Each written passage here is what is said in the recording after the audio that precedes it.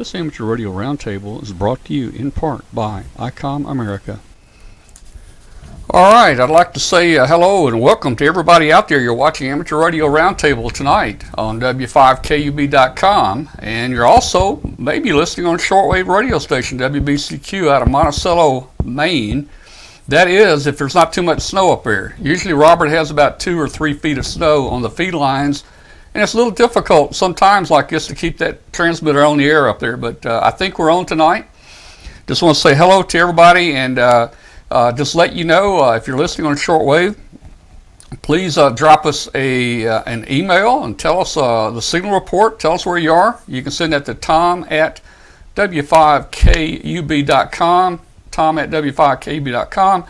We'd also like to invite you, if you've got a computer nearby, go to the URL w5kub.com, and you can join the show and watch the video tonight and join in the chat room. So we'd love to have you. Click the link at the top of the page where you join our Facebook group. We'd love to have you in our Facebook group. I forgot to put my notes on the teleprompter tonight, so I think today is Tuesday, March the 14th. 13th. It's No, it's 14th. It's Pi Day. 14th. What did you say it was? Friday? Wait, no, it's Pi Day. Oh, Pi Day. Yeah, Pi Day. that's right. Oh, that's right. 3.14 is Pi Day. Thank you for reminding me, Katie. It's Pi Day. Hey, I've got with me here Walter Rook. He's a neighbor of mine, KJ4UCE.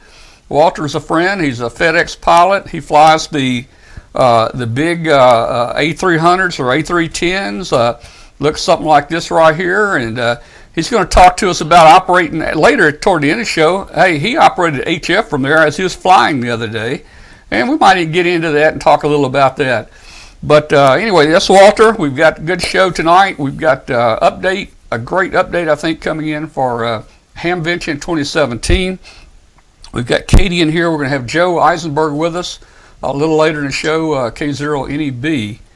And first, let's see. I got something to show everybody real quick. I have to step up for this. Let me see if I can do this. Now, I don't know if I can or not. This is probably not going to work, but I'm going to try it and see if I can make this work. Are you going to start dancing, Tom? Yeah, I am. Actually, I have to find it. He's trying out for river dance. Actually, I have to. Oh, here we go. Here we go, guys. Here we go. All right.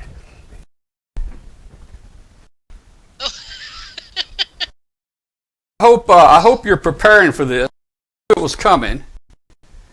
And here's the shot. Look, hey, this is bad right here. You know, we're getting a lot of snow coming in, and it's gonna kind of do this to you. So you're gonna get a lot of a lot of snow here. All that red right there, you're getting 18 to 20 inches of ice. So man, you're gonna have to batten down a couple of things you need to think about. There's an antenna right there. Look at that beam. That is awesome. I hope it stays up here. But you know, us hams, we get out in the cold. It doesn't bother us too much. But be prepared. Don't wait and be the person to get that last loaf of bread there. You just don't want to do it. Now, let's see what I had going here next. Just very quickly, one of our viewers that's on here every night with us, Bill WZ1L up in Amesbury, Massachusetts, he says they're suffering up there. Blizzard conditions, whiteouts, power outages, tree limbs down, wires down. He got a call from the EOC for phone watch from 6 p.m. to midnight to help the city. So he's being called out to help the city there. He's going to try to watch on his phone tonight if he can get it there. But here's a picture out of his backyard, what Bill's facing there. So we'll see how it goes up there. Now, let me see if I can get us back to reality here. And then a little later, we've got new licenses, we've got upgrades, we've got ham shack pictures, and we got a lot going tonight. So first of all, let me bring Katie in. Katie, how you doing tonight? And tell us about your snow. Oh, hi, Tom. Doing well here in Wyoming. We had all of 6 inches come down on Sunday. Actually, we got about half of that just in the time we were here in the shack Sunday morning for our net. And it melted by, most of it was gone by yesterday, and almost all of it's gone now, which is about normal for this time of year. But we've had a lot of snow all winter long. I haven't seen green very much at all, but this is normal for us out here. I'm kind of used to it. I was talking to a girlfriend today who I told her, I said, I'm seeing pictures of the snow from back east, and I'm thinking, what a bunch of wimps. We get snow like that. That's a normal snowy day in Wyoming. And then I realized, I guess it's funny when you start living somewhere and you have completely different weather patterns, you get used to it. But I think with getting dumped, 2 feet of snow, that's a bit much. And we've had that happen, and it really does kind of mess things up. But we've had some of our antennas looking like what you showed also. Last week we had what freezing fog is called hoarfrost, and it comes through and it froze on the antennas and the guy lines. It made for some great photos, but it was a little unnerving when it started falling, and all of a sudden you see these huge chunks coming down. But so other than that, the snow is fine here, and it's supposed to be about 68 or 70 this weekend, so I'm going to be pulling out my flip-flops. Well, it's 36 here now, and you know what? We got a half inch. Well, did we get that much yesterday? Maybe a quarter inch? Yeah, quarter. Maybe an eighth? Yeah. We got maybe an eighth inch yesterday. It was tough, man, here. That stuff stayed on the ground. That stuff Half stayed an on hour? the ground at least a half an hour here, Half an man. hour. Oh, Ruined the day. People didn't go to work. I mean, it was pretty bad. School was out. Yeah, I mean, you guys are crazy out there where you are, the way you travel around in it. So back to you, Katie, and you've got one of our friends with us tonight, and I'm going to turn it back over to you, and let's talk Hamvention. Yeah, absolutely. Well, I think everybody's always excited. There's been a lot of news coming out of Hamvention lately, and I'm not going to share it because we've got the man to tell us all about it. We've got Michael Kalter, Whiskey 8 Charlie India, with us here this evening. We appreciate you coming back and joining us, Michael. How are you doing tonight? Well, I'm doing great. I'm feeling really bad for all of you with your intense weather going on. It's 19 degrees here. We had a little bit of snow. Sun came out today. We've been having a really nice spring for the most part. Oh, good. Yeah, we're working on trying to arrange, and I think we've got it arranged to have really good weather during our days in May here. So, but I'm doing good. Thank you. Super. So what kind of news is coming out of Hamvention these days? Well, lots of planning. I just left another planning meeting that was actually at the expo. Came up here and got a little bit more news, and everybody's working extremely your organization, and I just want to remind everybody that we are really furiously working on this. I mean, day in and day out till late in the night, and sometimes beyond. All right, some of the news that I want to share with you is that the camping at the Fairgrounds and Expo Center is completely filled up now. So, but there is camping to be had just south of Xenia. There is a beautiful state park. It's called Cedars Creek State Park, and it has many spaces, and it's a beautiful but easy drive into Xenia. You'll be coming up from the south. Very good place to stay. All the hotels and motels that appear in Greene County are pretty much closed right now, filled up. However, I think that there's still spaces left if you search the bed and breakfast, and there are places available to stay in Montgomery County or Clinton County, but you can still contact the Greene County Convention or Visitors Bureau, and they can give you more information on exactly where you could stay. They come up with a lot of good ideas, and they're really working with us. As a matter of fact, they were at our meeting that I just left. So, Hey, Michael, let me interrupt just for a second. If you can speak just a little bit louder, your audio is quite a bit lower than Katie's, and it's hard to adjust it. oh, okay. Is this any better? I think so. All right, I'm shouting here. And were you able to get everything I said about the camping? Oh yeah, we heard it. Yeah. Okay. A couple other things. There may be a change in parking, although we will have parking on the fairgrounds. However, the county is a little bit worried about some of the sections of parking, kind of the far out sections. When I mean far out, the farther from the site itself. But we have secured some off-site places, and if you're staying in Beaver Creek, there'll be some off-site parking there. And as you drive in, say from the Dayton area, there'll be off-site parking. And we are going to have free bus service. There's no charge at all for any parking this year, and there'll be free bus service coming in. The exciting thing about the bus service is that I don't know if you've ever heard of a amateur radio event where they closed the schools in the city for it, but they've closed the schools in Xenia, and those people are from the Xenia Community Schools. It's not only from Xenia, but it's the surrounding rural areas as well that attend that school. And we are thrilled and excited, and I think they're even going to allow us to use some parking there if need be. But they are providing special buses for us to use. And I mean, we'll pay for part of it, but the county's picked up a large part of the cost too. So, I mean, this is a community that is really all on for doing this and for making this happen. Let me remind you about a couple other things. This is be a no drone zone, so we're going to start warning people now. And it's temptations to fly a drone. We cannot allow that to happen. It's not far from an airport for one, so they're a little bit worried about that. We will have a balloon launch though, and that information, when it happens, the timing of it will be on our website, and I don't think it's on there just yet. We'll have good DMR coverage from the W8AK repeater. We'll have good D-Star information. And, people are probably wondering about the forums. We have really beautiful forums rooms this year.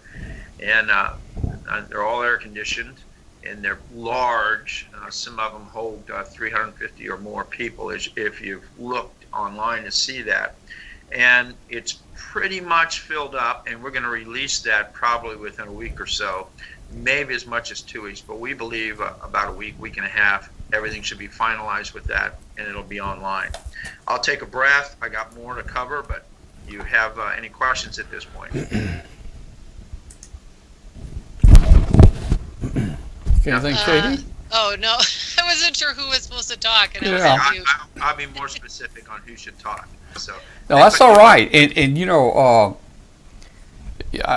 are a lot of questions. I'm sure they'll be coming in the chat room, and Walter and I will try to also watch those and call them out to you. And Michael, I also have several pictures here. If if we get into discussion about any of the locations or anything, I've got a few of the pictures. If you needed to describe it. And okay, let me. As you can see, that's.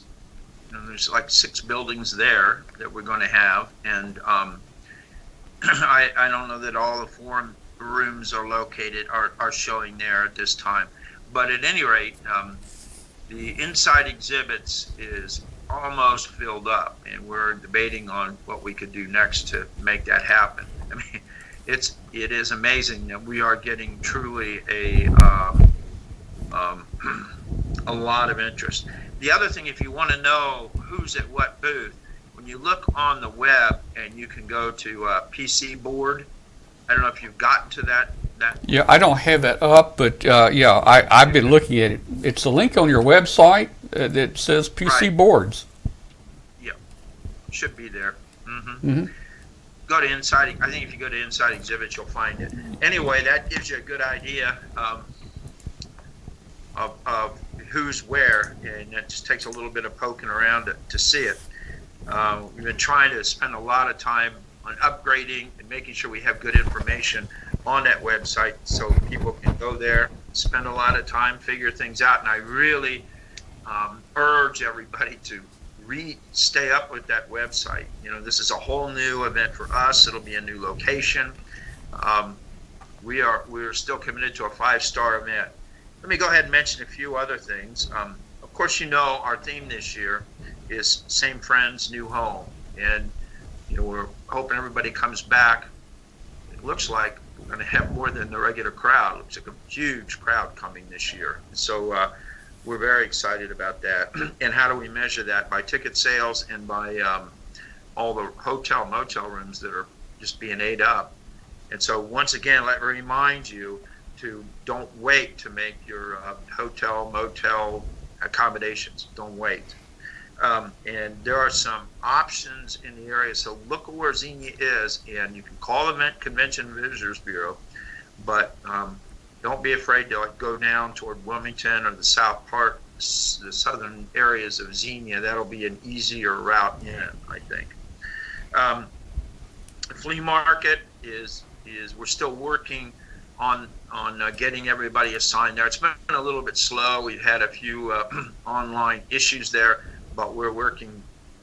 I was talking to the guy that's in charge of flea market, and he's caught up with about 400 of his emails and trying to take care of everybody, and I think he's got another 400 to go or more. So please bear with him. They're good people. They're working really hard, and we're trying to get all the snags out of that system. Let's see. I want to talk about we're going to have a tremendous DX station, and we've got a lot of our exhibitors, inside exhibitors, are going to donate equipment, and that's all going to be part of some of the youth activity that we're working toward. So let me explain. Well, where's the DX station going to be located? Do you know? Yeah, I think it's Building 2. Look at Building 2 once. Let me see what. Can you zoom in on that?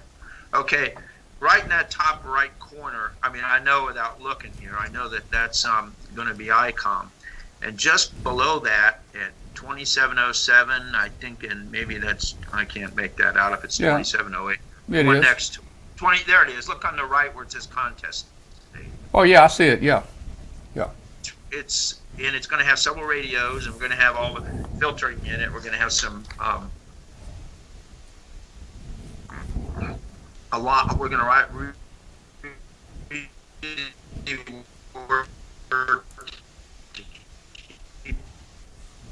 those on the air, and when the young people come in, we want to get them over there, and we're going to make sure that they get a chance to. At the bottom of that, where it says, no, go back to that picture. Okay. Don't look at me. Go back to that picture. Now, at the very bottom of that Building 2, you see that restroom area in the center, the bottom. You see that? Yes. They took every restroom fixture out of that, and they have showers in there, and they completely went through that whole restroom. It's beautiful and it's clean, because one of the things we did, we stressed to them the importance of good food, clean restrooms, and being able to move through there in a comfortable manner.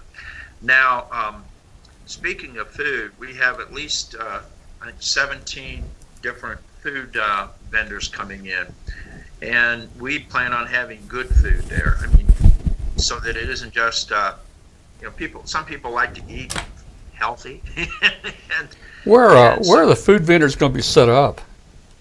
Well, we are working on that right now, and as we progress here a little bit, we'll have the exact location. We'll mark them on the maps for you. So that's close to being done, and we have lots and lots of picnic tables. We'll have bleachers out there for people to sit in, and so the one thing about Hamvention, it really, we're all getting older and like to sit down every once in a while and talk to our friends. That's part of what we do is to be able to meet with our friends. So we are going to be able to have places to do that. We also are going to have a beer gardens, and we'll have a lot of local, well, not a lot, but we'll have local microbreweries will be bringing their wares in. We also plan to have a Hamvention commemorative mug for the first Hamvention at the Greene County Expo Center.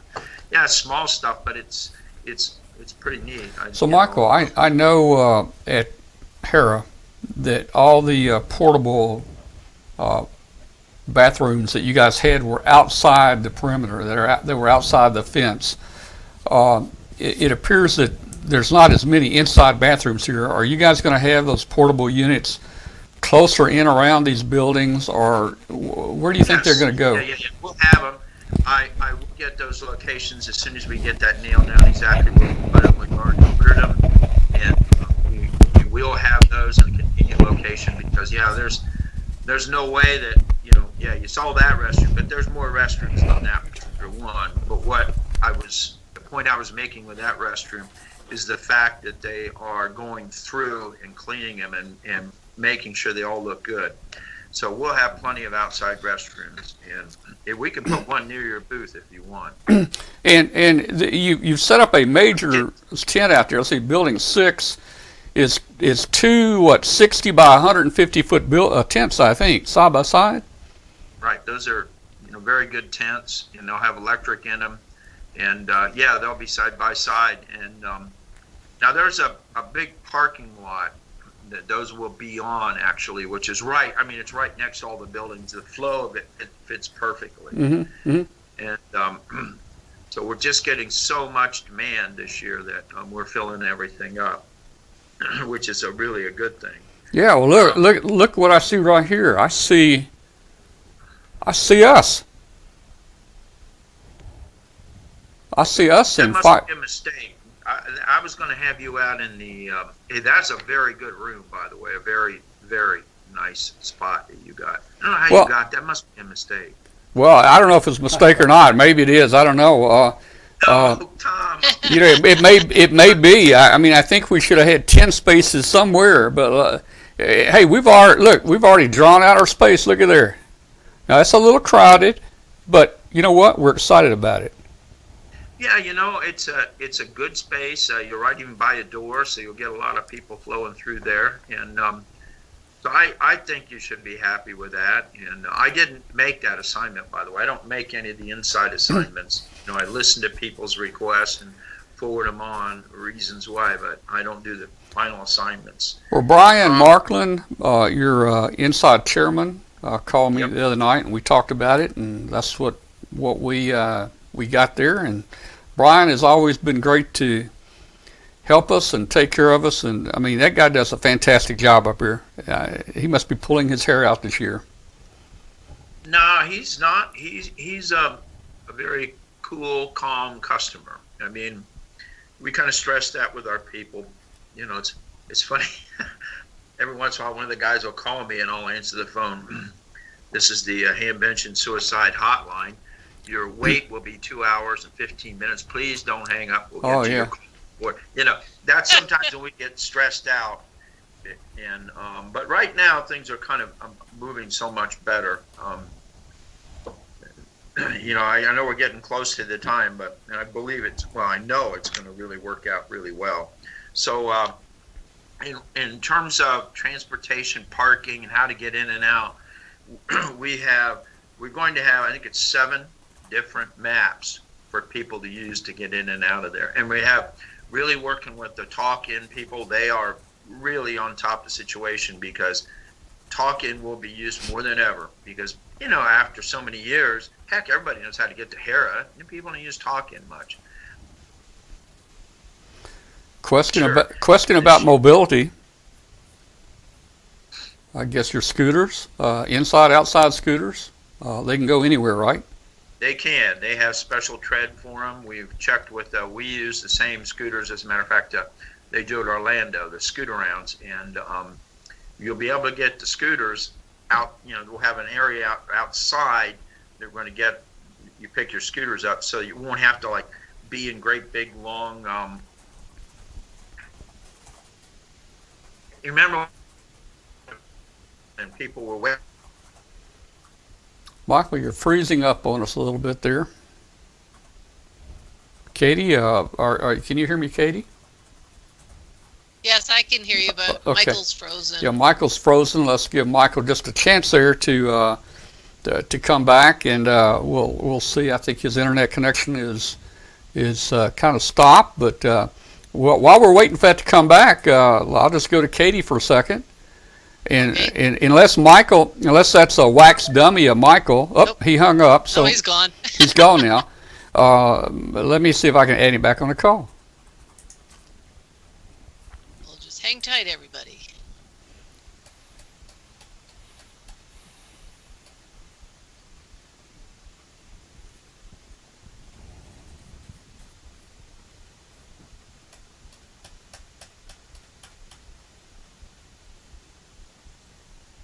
You got a lot of contacts there. I don't see him in here. I wonder if something at the building went, but he's in the clubhouse. Yeah. We'll get him back in here in a minute. Okay. Let me try it again. So let's see. Let me just go here for a second. Walter? They're looking at you right now. Okay, let me see if I can add him here. That's all right. Actually, we're looking through him. Add people.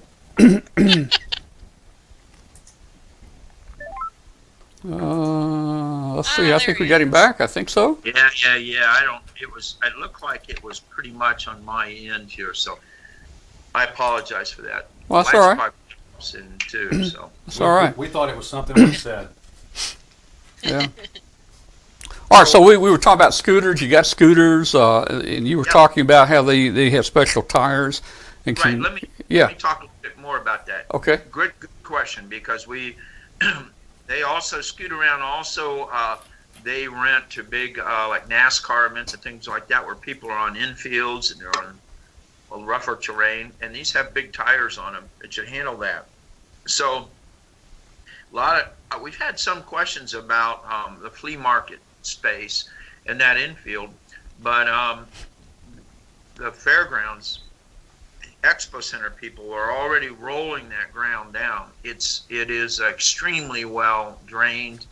Actually, I've had a lot of positive comments from people saying, that's going to be a lot easier on my feet to walk around on that kind of a surface. So, it is what it is, but we're trying to make it very, very nice, and I think it will be nice. And then we'll have the lights on. It has big lights all around that track, and we'll have those on all night as well, to help secure the area and make it even safer. That's another plus that we didn't really have before. So, Michael, let me. That brings up a question that several people have asked. I know in the rules this year, I think it says something about needing to clear out the area, the flea market area, by 5 or 6 p.m. because it's shared or something. I guess with the horse people, are they going to be running any horses at night or anything like that after Hamvention clears out? Yeah, that'll be later. It'll be after hours. Yeah, they have there's a big section in the back of the fairgrounds that we won't go there. The horsemen are there, and they've been working with us, but they have to exercise their animals, so they're going to be doing it well into the off hours of the flea market. So they won't be in any way bother us. So I see all the spending the government does for treadmills for shrimp or what are those little you know what I'm talking about? Mice. No, well, shrimp and stuff. Why couldn't they make treadmills for horses? You ever thought about that? It could be Congress. Maybe. Well, yeah, they probably have such a thing, actually. I imagine they do. But, in fairness to them, I think it's a nice compromise. And in working with the community, we don't want to just completely, we're actually overwhelming that whole area. Yeah. So, Michael, here's a map of the new location for people to see its proximity to Dayton. Mm-hmm. So it's Right. not that far out. No, let me give you a couple ideas on that. When I mentioned, the road's not on there, but there's a road. It's US 380, which is south of Xenia, and that's where that Caesars Creek State Park is. Uh-huh. There's just north on 68, north of it, there's a really nice little village up there, a lot of very interesting places to eat, and that's called Yellow Springs, Ohio. And so you can see that, where the interstate is, Interstate 70, it's not a bad drive at all. From 70, just go straight down 68. And a lot of it's just a rural drive, and it's a really beautiful drive.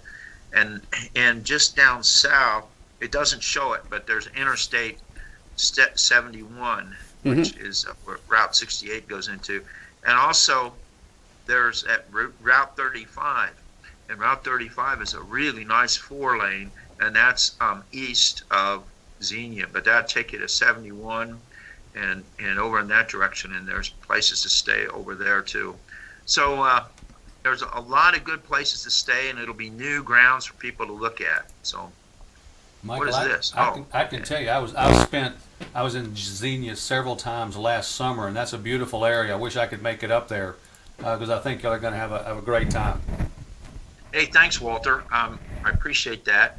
I actually have a Xenia mailing address. I live in the countryside south of Xenia, so this is going to be great for me. Easy drive in, and Yeah. But we don't have it on account of me. It just was the best place, and we looked high and low for a long time before we knew that Hera was probably at its wit's end or going to close. So we went ahead and we're looking at finding another place. Do you have any questions from the chat room? Oh, let's see. Well, I don't know if he was serious or not, but Joe wanted, let's see, Horseman wants to know if he can bring his horse. No. Okay, there you go. No, you can't bring No horses. I don't think he was serious, but I just figured I better ask just in case. Yeah. Well, he may want to ride his horse there. I don't know. But hey, so Michael, I know there's been some talk about a 2-lane road in there, but obviously there are more than one route into this area. Is that right? If you're coming from the north or west or south, right?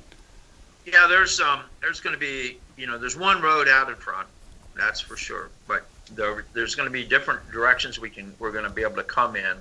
And I've mentioned to you before, I believe, and we have a professional engineering group working with us, the local police departments, the county engineer, and we're really working on the best possible flow. Even outside of the Dayton area, we'll be having police at major intersections to help people get through.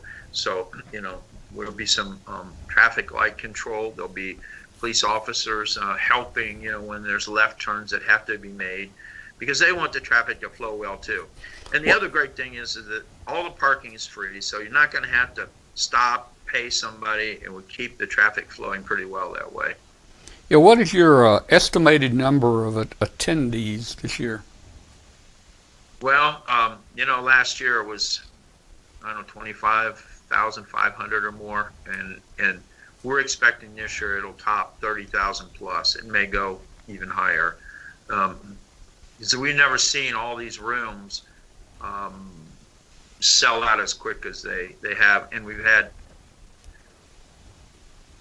demand for tickets already. It's slowed down our system, and it's fairly robust in terms of that process. So since school is out, are they planning on the school having some type day where, scientific day or something where they're going to require maybe students to come out there? Well, they're not going to require students to come out, but we are offering them. We've met with the people from the school superintendent's office, and we're offering them free tickets, the students to come. And that's why we want to also try to have a plan for when these students come. I mean, hey, I'm a student, what am I going to look at? And sure. And so, maybe we send them to AMSAT. What times would be a good time for them to visit AMSAT? We go to the DX station. We go to,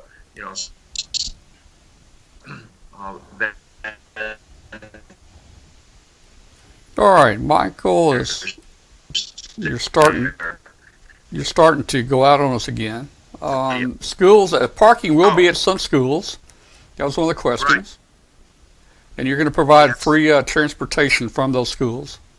Yes, all free transportation from all the parking spots.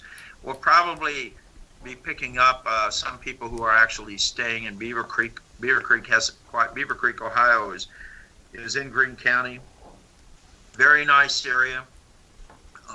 They have beautiful restaurants in that little area as well. So I think a lot of people have already stayed there when they went to Hera, but we're going to have some parking there and bus people in so they don't have to fool with it. Yeah. Well, there's already a lot of requests here for Miamisburg hamburger wagon. What do you mean a lot of requests? They're coming in the chat room. There's a lot of people wanting Miamisburg hamburger wagon. Are they going to be there? I don't know. I will ask them, but I'll tell you the people that we're going to have in there. I know that we'll have the Greene County Cattlemen's Association. That sounds and good. These are the guys. They're going to bring in, the red eye, they're going to bring in the steak sandwiches and hamburgers, and I mean those guys. You won't be able to walk by that site because it'll smell so good. You're making me hungry already, Michael. Hey, Yeah, quick I don't know question. about the- Yeah, here's a question for you, Michael. Will there be a map showing the pickup locations? How are you going to get that message out to everybody?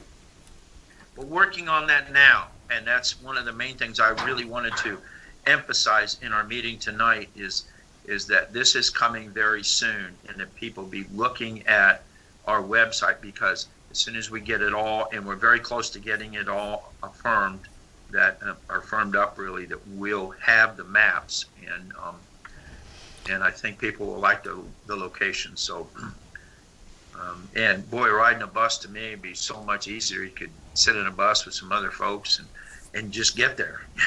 Oh, yeah. So, What can you tell us about internet? I think I read where you're a week or two away to having something solid. well, I'll tell you what, we are spending personally thousands of dollars for our club to help be sure that we have good internet there. And we have groups working on it. We even are having a redundancy as well. So I don't think internet is going to be a problem at this That's event. Yeah, I mean, we have really put a lot of time and effort and our own money behind making this happen. All right, Michael. Katie, you got anything, Katie, before we move on to our next segment here in a minute? And Michael, if there's anything we haven't covered yet, be sure and let's talk about it. Katie, what you got anything? Oh, the only thing I could think of was that, I did read the news on QRZ about the award winners. I think certainly the Ham of the Year, that's always something everybody's excited about, and the technical awards. And will those be done at the usual way you guys handle that? And then, or how does that usually work? You have a dinner that you do, if I remember correctly. Right, and that's a private event. Right. And yeah, as a matter of fact, as the co-chair of that, I set all that up already before I even knew we were going to move to Harris. So that will be over in the very south part of Dayton, where we typically have it, and it's a beautiful place. And I would like to talk about the award winners, but I think to really talk about them would be a little bit time. If I really want to spend time talking about them, but I think we have some really great award winners that really, even in the short bios that we do, I don't think it really captures the things that these people have done. And Well, it's, you've got a good video. We'll try to run that in the next week or so, the one that you and DX Engineering put together. right. And Michael, what about another question here? Any new things happening with like portable cell phone towers or portable cell phone coverage?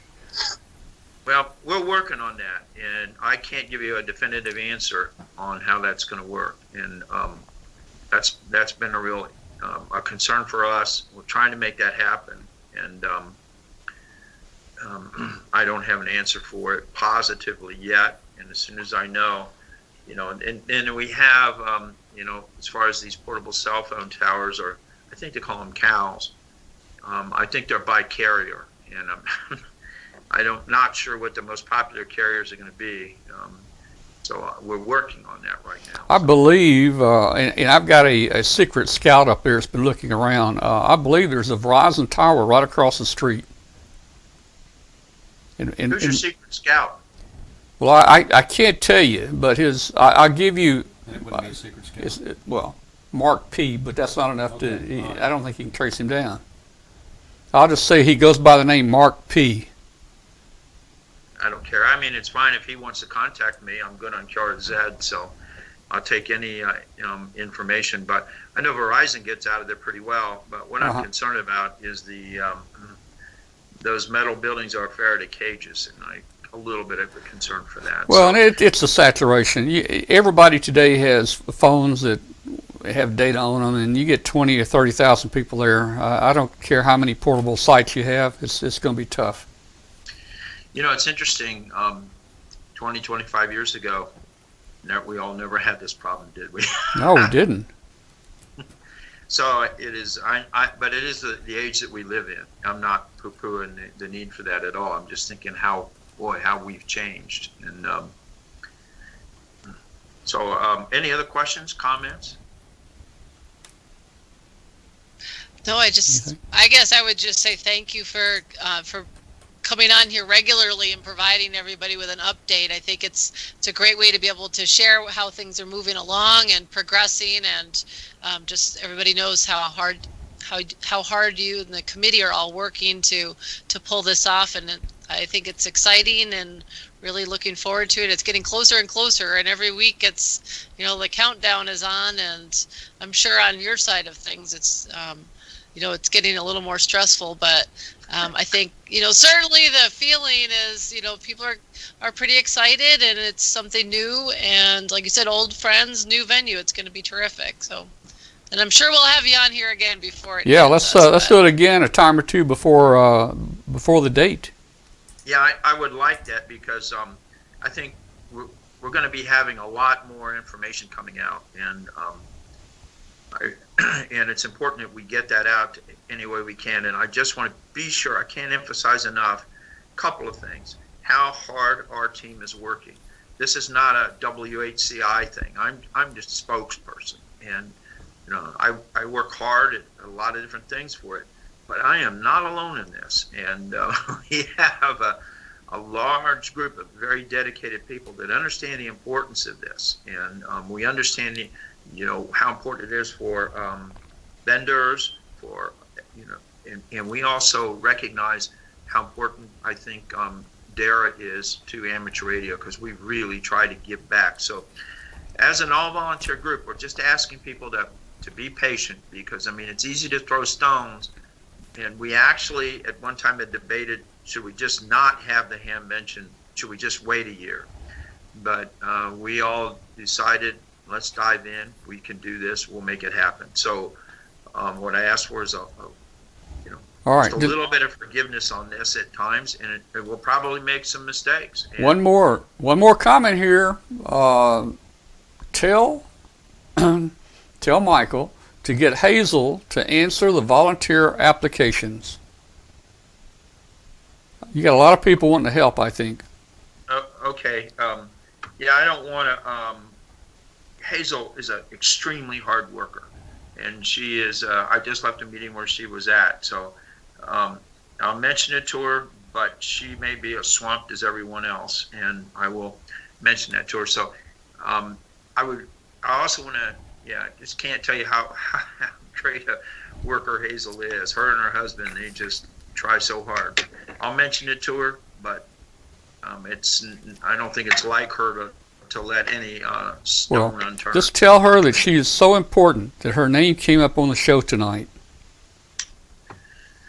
Okay. All right, Michael. Hey, thank you, Michael, for being with us. And hey, we're going to see you here in a few weeks, man. Not long. Okay. Can I say one? Sure. One or two Go more ahead. things? So if there is a volunteer that is doing something good for you, thank them. It's easy to say this person isn't doing that and this person isn't doing that, and they're all volunteers and they get frustrated. So please thank them once in a while. That's all I ask, because we're trying. So anyway, thanks for having us. And Katie and Tom, it's always great to be on your show. Look forward to seeing you. And Tom, I got more ideas for you for some things we can do on our next shows, especially during Hamvention. Okay. And after. Let's do it. So with that, 73, everybody. 73. Thanks. Thank you. See you later. Let's see. I don't know how to turn it off with Michael. There we go. I can get him now. You're off, Michael. Goodbye. All right. So we got Katie on here now. Okay. All right. So we're going to get Joe back with us here. Joe Iceberg, K0NEB. But in the meantime, everybody, let's see if I can find the right button here. Just stand by while I get Joe on the phone here. Spring forward.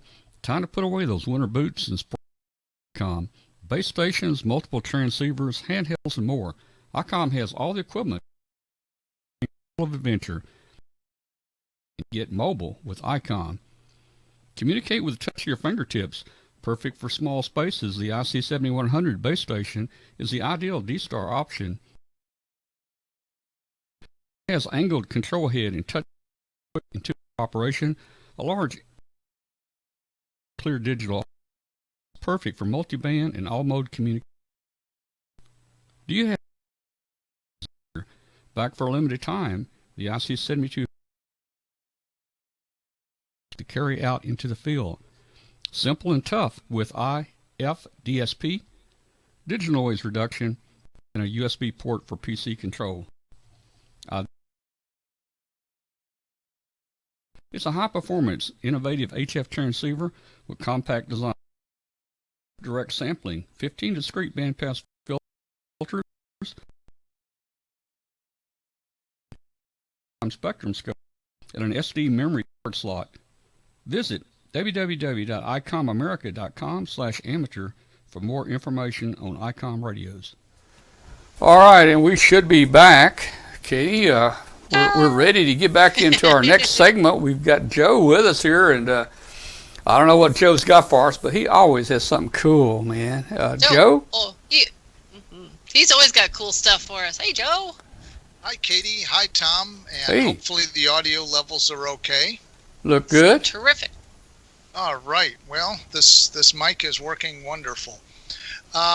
I have some pictures of the Hamfest that we had here, but before I do that, you know me, Tom. What do I usually have to show? What do you got? I've got could it be a new kit? Oh, yeah. This one is a dip meter. Okay? Yeah. Everybody calls me a dip anyways, you know that. But, you beat me to it. I was just going to say that. This one, see if we can read the display on there. Yeah. Has a digital display. 1981-35. 1.981. Yep. So it's on the 160 meter band right now.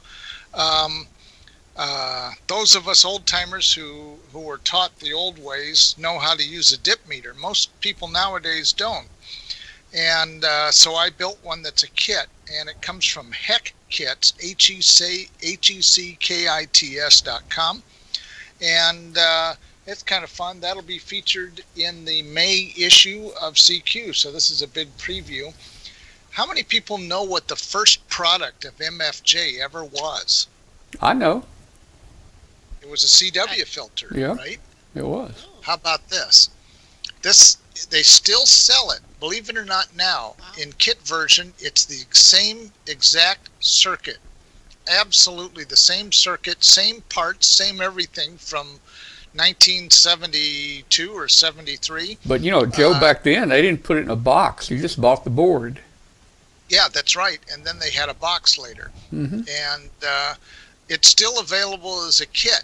And the kit's only $20, but it's another $15 for the case and the jacks and so forth. And I put one of those together, and I wrote all about that. And it's fun because the darn thing worked just like I remember my original one that I bought at my first date in 1975. He was still set up on a card table in a single booth, and I got it from him. So actually, it was just Martin himself sitting behind the booth. So it was fun to build a kit that actually reproduces the exact same circuit and same parts they used back then. And the darn thing works just as good. It works wonderful. So I'll bet you want to see pictures from my long trip this time. Now, you really went out of your way to get to this place. Tell us where it was. You could have rode your bike there, Joe. Actually, probably could have walked. If I go out the backyard, it's about maybe 8 blocks line of sight to the Lancaster Event Center. The Lancaster Event Center could hold the entire Hamvention in it, including most of the flea market. And it has over 300,000 square feet under roof.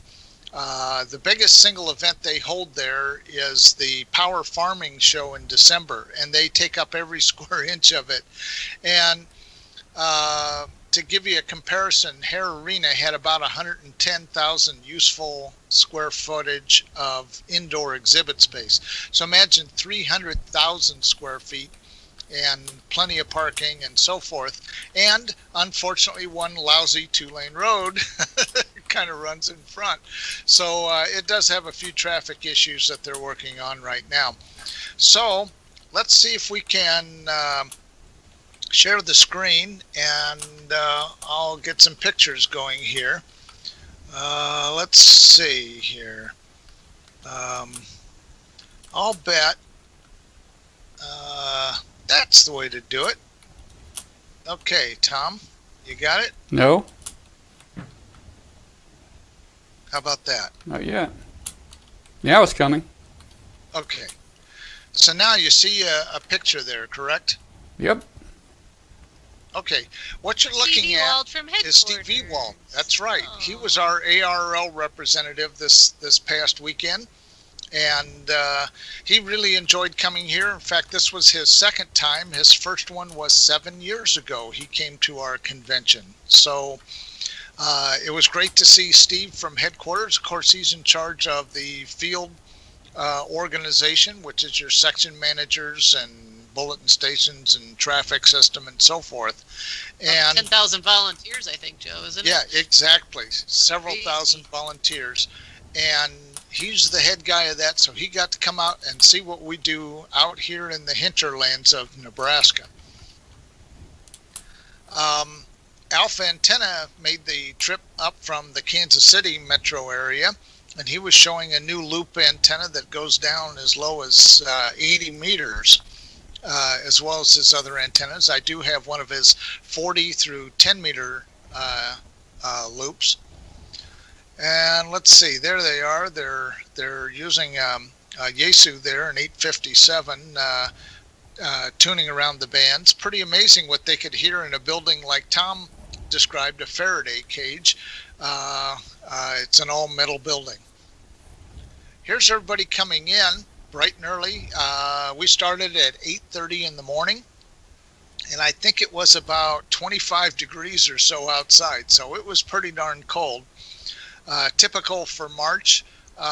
If we held it a week later, next Saturday, it's supposed to be almost 70 degrees. So the warm weather is working its way east, Katie. The room we had is called the Lincoln Room. This is the first time we've held the Hamfest in this particular room. It is the best room in the complex. That looks and nice. That will be our permanent home. Very nice place. This was built in, I think, 2000 or 2001. And the other buildings are even newer than this. However, this is by far the nicest one. It's heated, air conditioned, and so forth. Very, very nice place. Kind of give you a look around. Very nice size Hamfest. Our total attendance this year was 407. Last year's was 270, so we are growing quickly. Oh, that's impressive growth. Mm-hmm. That is, very much so. Last year we were forced to move the Hamfest into April because of conflicts due to Easter, and now that we're locked in on the second week of March, I think we're going to be that weekend permanently. Now, next door to us in an adjacent building is a horse arena, and next to that was the Husker Lawn and Leisure Show, which is kind of a home and garden show kind of a thing. And we used to be directly adjacent to them. Now we're not, but a lot of people use the opportunity, especially if they had their families with them, to allow the family to visit the home and garden show while we're at the Hamfest. This guy here is president of the Exarban Club in Omaha, and he was demonstrating along with several others from the club, mesh networking, and did some wireless video and telephones and so forth. A couple guys here looking at a Webster band spanner mobile antenna. Tom, I'm sure you remember those. Mm-hmm. Lots of neat stuff in the flea market. There's a little better shot there. Lots of neat stuff in the flea market, about any kind of Variac you might want at that booth. But it's all about friendships. Ham radio is, of course, all about friends. And lots of people in the flea market. You have to realize that we call this kind of the end of winter Hamfest, but March we can get some of our worst blizzards. Lots of neat stuff. I'll bet you recognize a few of those radios. I do. Wow. Here's some close-ups of some more. Mm-hmm. But I got some pictures of some rarities here. Let me see if I can find it. Bridgecom Communications came. Let's see, scopes and all sorts of stuff here. UHF antennas. All sorts of the usual stuff, and then some of the unusual stuff. Let's see if we can find some of that. Let's see. Well, this one is pretty unusual. I don't know if it'll let me zoom in. There we go. That's a night receiver. Yep. I haven't seen this particular version in quite a long time. And a Johnson Viking Invader. There we go. Let's see if we can zoom in. Does that work all right? It does. There we go. It's a Viking Invader. That's another one that I haven't seen very often. And this is a Conelrad alert receiver. Back when that's how it worked, was catching AM stations transmitting different steady tones. That's Corby K0SKW from Omaha. He's actually originally from Lincoln. This particular thing, this was a Harvey Wells, and it did find a new home with our vice director of the Midwest Division, Art Ziegelbaum, took that home. Of course, Transoceanics, this one was in great shape. Beautiful Zenith Transoceanic. Lots of stuff pretty reasonably priced, actually, and that's kind of a hallmark of Hamfest around here. Usually things aren't too overpriced. Here's another unusual item here, an El Deco, and I have not seen one of these since the 70s. Mm-hmm.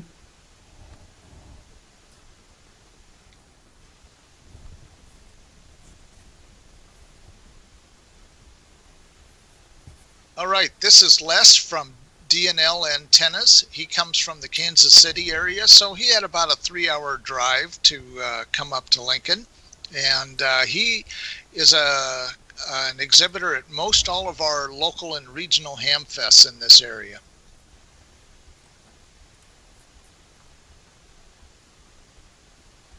Let me see if I can... that's Connie N0GMA, and she was our prize chair giving away the prizes. Okay, I know you're going to ask. I got a gift certificate from ARL, and I got a soldering iron, just what I needed. How about that? You needed a soldering iron, Joe. Joe, have you ever gone to a Hamfest where you have not won a prize? Actually, more than when I win something. Surprisingly. Oh, okay. Oh, it's just that you brag about winning so much. I thought you won at every one. Oh, no. There's a lot that I don't win any at all. And this is kind of a view from the prize table, so you can look over the crowd of 400 people. Now, behind that black curtain in the back is where we did our seminars, and I did one on kit building. Let me see here. As you came in, we do things a little different. We charge $5 to get in if you are a club member, and we have over 300 members to our club, and $8 if you're not. It's something different. I don't know why we do that, but we do. But we also take down people's call signs and put it in the computer so we know where people are coming from. which is kind of convenient, so we can figure out where we need to promote more. And once again, we have registration going on both sides and passing out the name tags and prize tickets. Now this is Matt Anderson, KA0BOJ. Of course, he's filling up with donuts and so forth, and Matt is our Nebraska ARRL section manager. We had VE exams. I don't know how many people went through, but we did have VE exams. That's Heather, and she was also doing the flea market registration and intake. Back to the exams, was off to the side of the prize table. Lots of people came in. These two guys come from Omaha, which is really only about 45 minutes away. So you have roughly a population area of about 1 million people that are within a 1-hour drive of where we are. Lots of goodies, tremendous amount of good stuff in the flea market this year. And even some antique walkie-talkies. I don't think I've seen a set quite this old. It's kind of cute, but there you go.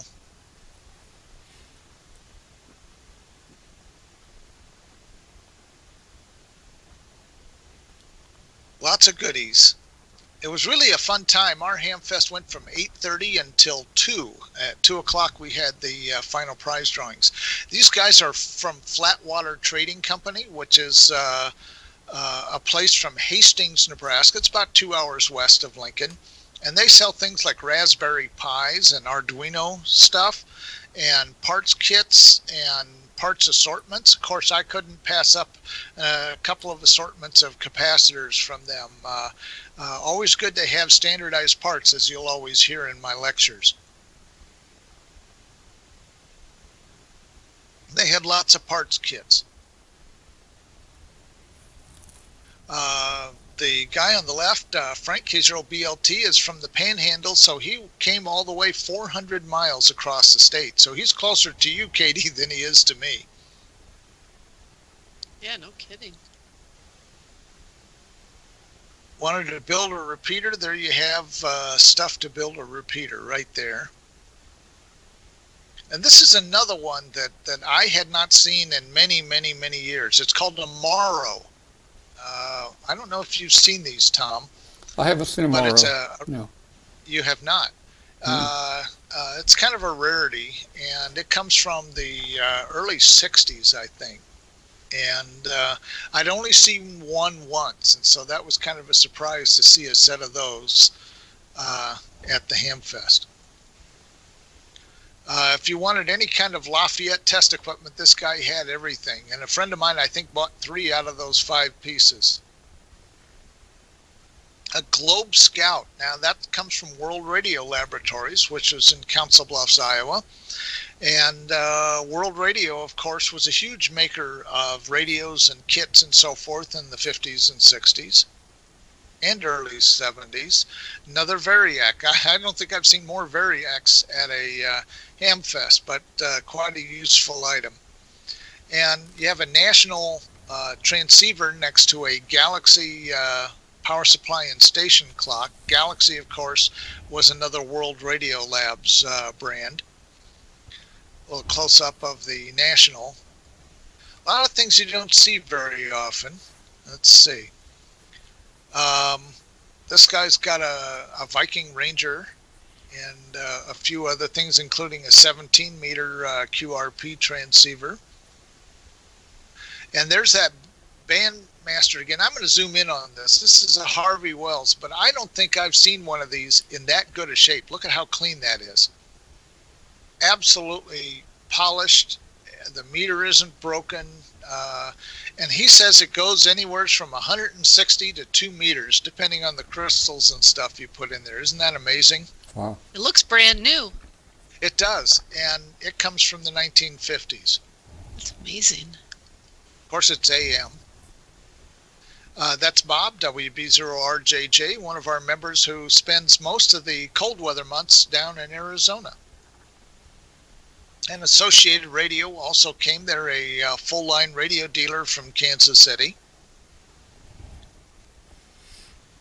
So you got all the latest stuff right here in Lincoln, Nebraska.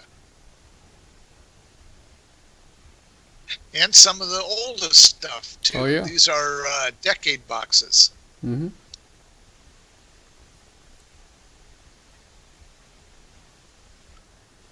And the usual things that you see at a Hamfest. Now, this is the awards ceremony. There were awards given for the Nebraska YL Ham of the Year, Nebraska Ham of the Year, the Lifetime Achievement Award. There was 2 Lifetime Achievement Awards given this time, and the Gwen Anderson Memorial Award. I received the Lifetime Achievement Award last year for a lifetime of dedication to amateur radio. And here's a couple of our award winners. That's Fred. And then Deb from the Dakota County Club. Dakota County is in the northeast corner of the state, South Sioux City area. Lots of people at the awards.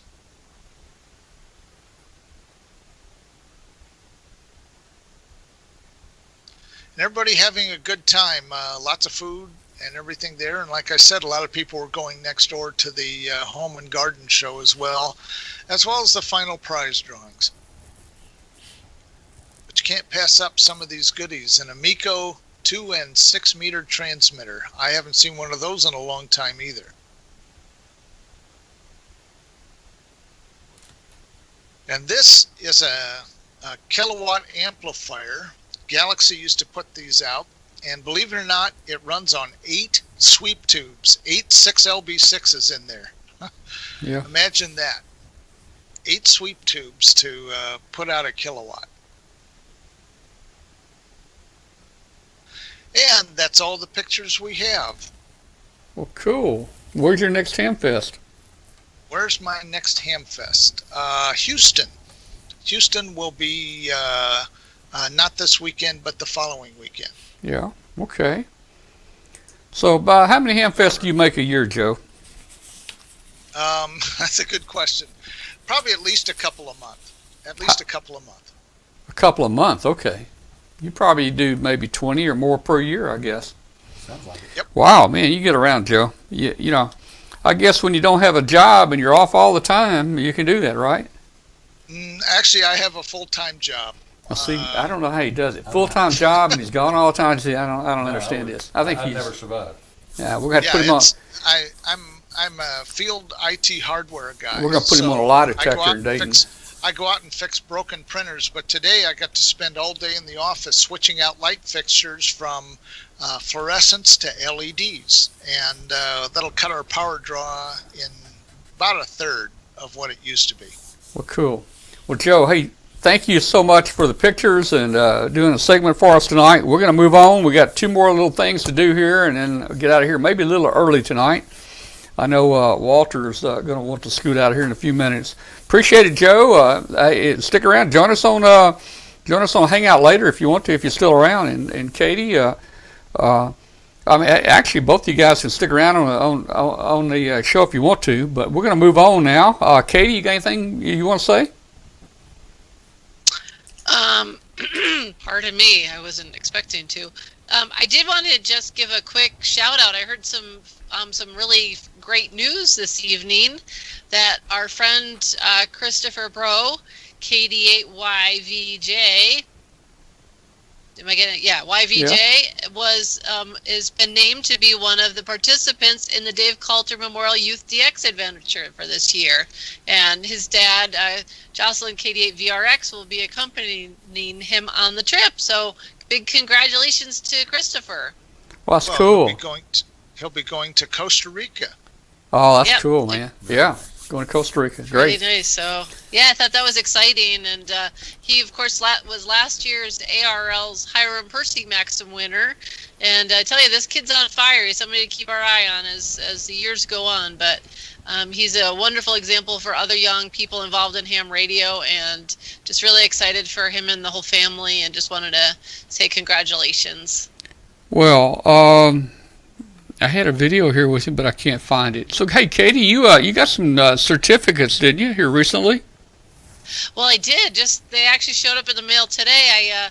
I participated in the ARL DX contest a couple weekends ago, just by myself with my own call sign, and I didn't spend a lot of time, maybe a total of 6 hours, but apparently I added enough to my DX list that I bumped up my DX CC, so I earned my 150 certificate.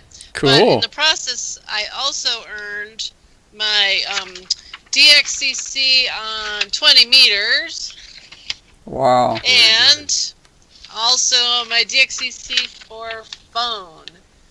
Cool. So I was kind of excited about that. I hadn't really been paying attention to numbers. I just kind of get on and chase DX when I hear it, like, this with the 5U5R DXpedition that's out there. I managed to grab them on Sunday. They were nice and loud here in Wyoming, and I also grabbed the XR5M, the Mocha Island DXpedition, and the TU7C, and I can't even begin to try to pronounce that one.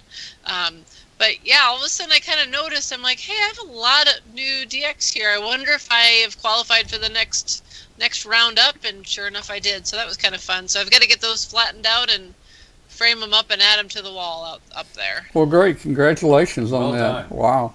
Thanks. Hey, I think I got a little clip here with Chris in here. Tell me, I'm going to run about 10 seconds of it. Let's see.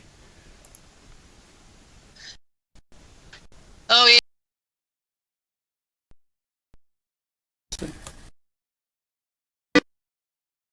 It's not going to run. Chris back here.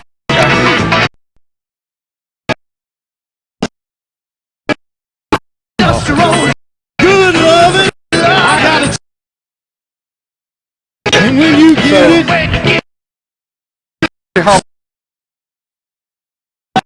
I'm coming. You can't see.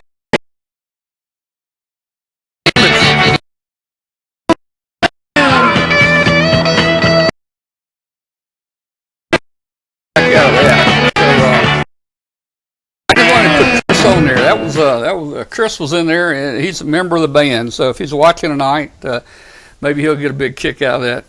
Okay, well, Katie, thanks so much. And let's see. Hey, I'm going to jump into a new license real quick, and we'll show 4 or 5 shack pictures, and then I'm talk to Walter a minute, and he's probably going to run. Sounds good. All right. Hey, let's see what we got here, guys, on new licenses. Let's see what we got. If my system will switch. Boy, it's a little slow tonight. Hey, new license upgrades. Darren Theobald, KD9CUF, Morton, Illinois. He just upgraded to Extra 2 weeks ago. Tim Forbes, KG5 SBS, got his tech license. He got it last week. He's over in Cabot, Arkansas. Congratulations, those guys. Let me jump here real quick. We got some shack pictures here real quick. We'll run through them real quick. Let me see if I can find the first one. Here we go. I like looking at these old ones, man. This is Lee Bueller, K0WA from Saline, Kansas. He's got an SB102 there, and he's got a homebrew VFO, he said, there with it. Let's see, a homebrew tuner in an SB200 case, and he's got an SB200 linear there. He's got a full Heathkit station there, so that's kind of cool. Lee Bueller there. Daryl Young, K5DGY out of Pittsburgh, Texas. He got him an Icom 731 and an Icom 746 there. That's down in Texas. Now we're going to jump over to Brandon, Oregon. Thomas Noel, KF7RSF is his call. Yaesu FT920 there, and he's got a WinLink gateway. Then we got Bobby Fudge, KB2F here, Athens, Alabama. Yaesu FT-DX1200. He's got him a Signal Link USB. I think he said he had a 43-foot 05 vertical. He's got a FMT400 with Raspberry Pi. Butch Pillman, KB3MI, Erie, Pennsylvania. You can see there he's got him a big 23-inch monitor. He's got an LDG 600 auto tuner, Rig Blaster, FTDX 3000, and Ameritron 811 amp. And look at there, I even see back in the back there, I see a Heathkit watt meter. He didn't mention that, but I spot that. That's a collector's item back there. So that was Butch. And then we've got Scott Richardson, N0 MRZ, Muscatine, Iowa. I think their whole club's watching tonight. I saw them on Facebook getting ready for the show tonight. So we'll say hello to everybody out in Muscatine, Iowa. But Scott's been a ham for 28 years. In January, he upgraded to General. And here's a neat thing. His first contact last month was George Pease, K0GP. If you remember, George was on our show last week talking about Elmering. So George Pease, and George was out in the Gulf of Mexico on a boat, and Scott Anderson made his first contact with George Pease out in the Gulf there. Well done. And Scott's got an TS-820 there. Man, I got a whole set just like it, an 820 set here. I'm trying to decide if I'm going to keep it or get rid of it. Got a TS-570. And then here's our for tonight. But Russ Dean sent this in. There he is. He said he had to stop raising his tower because it started getting dark. I guess he's standing it up here. It looks like he's got some cables and stuff. He must be just, hooked on the trees and standing that thing up. So he's going to winch it up. He must know what he's doing. But he's going to leave it like it overnight. Okay. That's his shack here. He says he has a 4 by 5 foot shack. Must be this thing. That's it right there. He said, this is a quote from Russ, he says he has to go outside to change his mind. Okay. Yeah. All right. All right. So that's our shack pictures for tonight. So hey, I got Walter here with me, guys. Walter is a friend of mine. Works for the company that I retired from a few years ago. It's been 4 years since I retired almost. Is it really? Man, the time flies by fast, man. It does. It does. When you going to retire? Oh, Here, turn this mic on. as soon as I can. But just clip that on your. All right. All right. So just as soon as you can. Yeah. Okay. Well, My youngest goes off to college this fall, and then when she gets a great deal, I'm gone. But you got a good job. Look, this is what Walter does all day, guys. There it is right there. That's Walter right there. Now, tell us what that is, Walter. That's not a little Cessna or whatever, is it? No, that's an Airbus A300. A300. Looks kind of cool right there. That's an A300. And then that's another A300. That's another shot of it on the ground. That one looks bigger right there.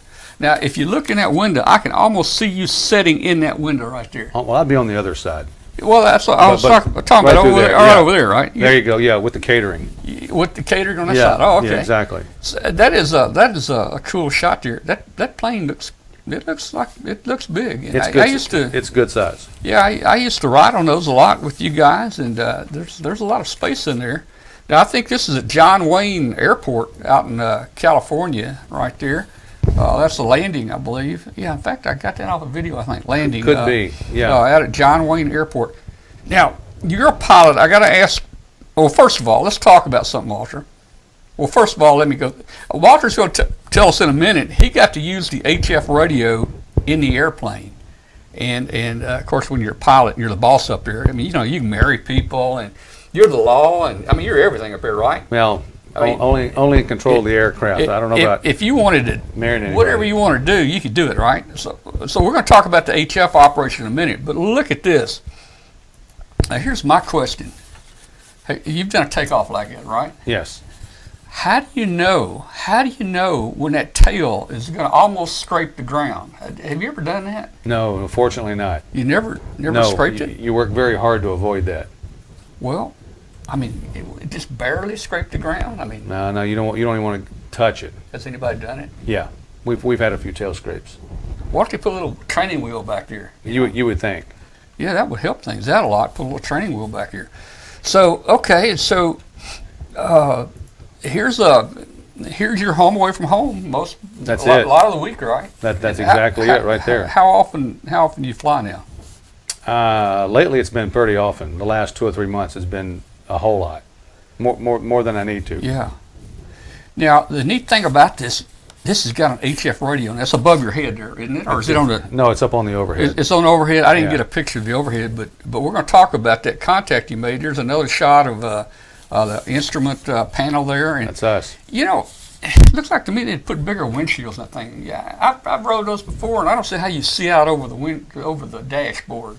Oh, you don't? You don't see over it? No, it scares me to look Just out. kind of look up at the top here, huh?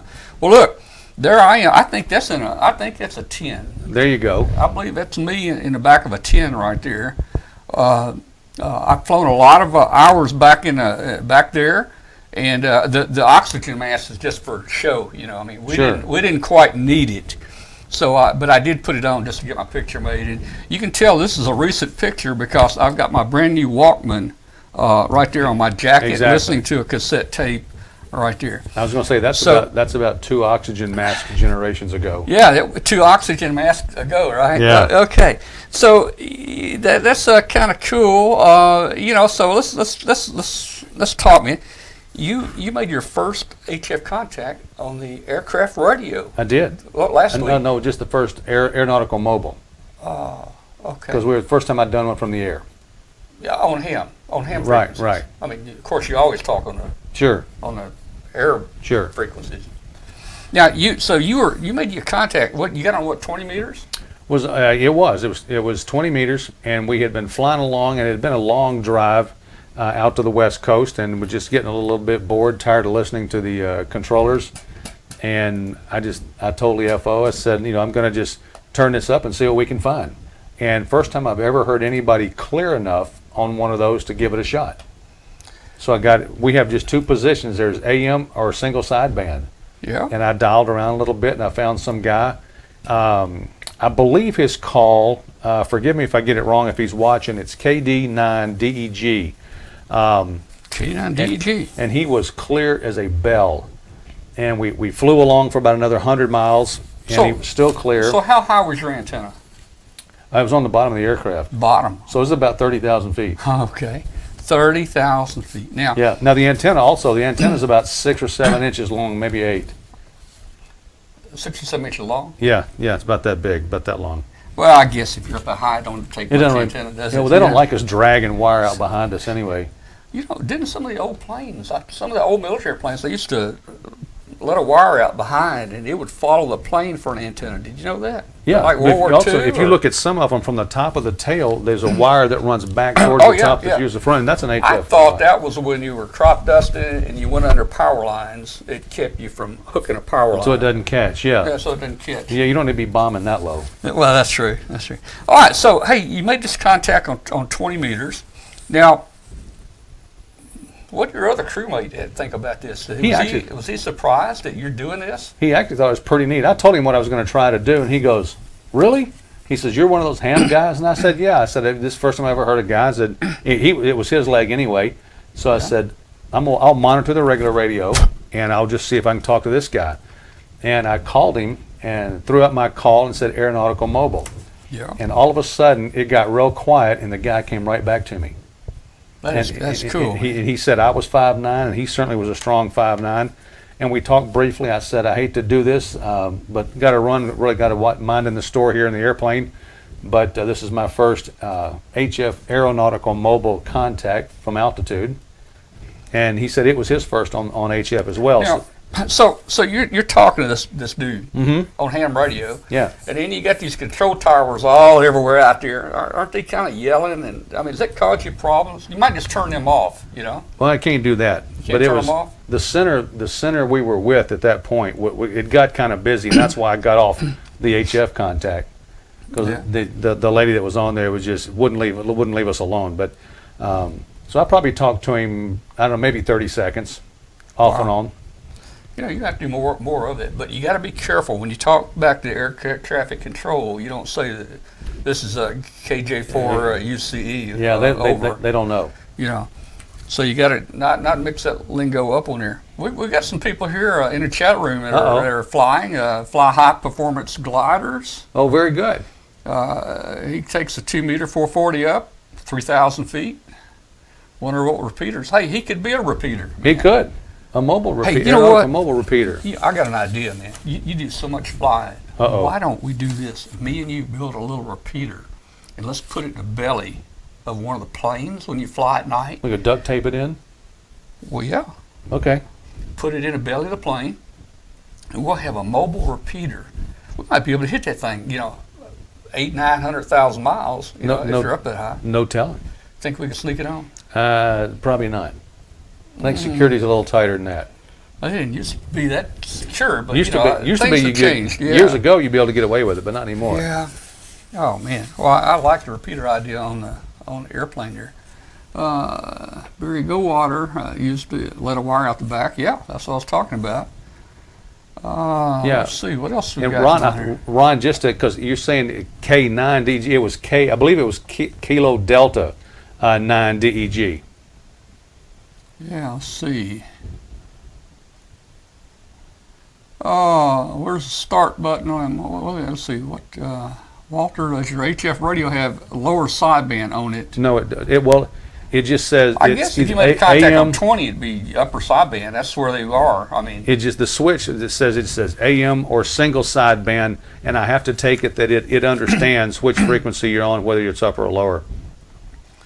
it's probably programmed for that. They got to make things simple for your pilots. You don't want too many switches, right? Oh yeah, no.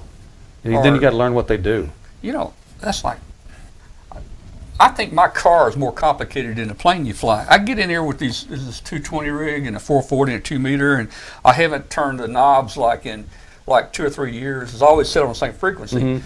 And if I'm driving down the road and I need to change frequency or put a tone in here, I don't know how to do it. I almost have to get the book out. So I think my driving is more complicated than you flying. Well, that's what you let Kathy drive, and then you can sit there with the manual and Well. dial the radios. But you've got. I'm sure they've taken a lot. I'm looking at your cockpit there. They've taken a lot of the knobs and buttons away, hadn't they?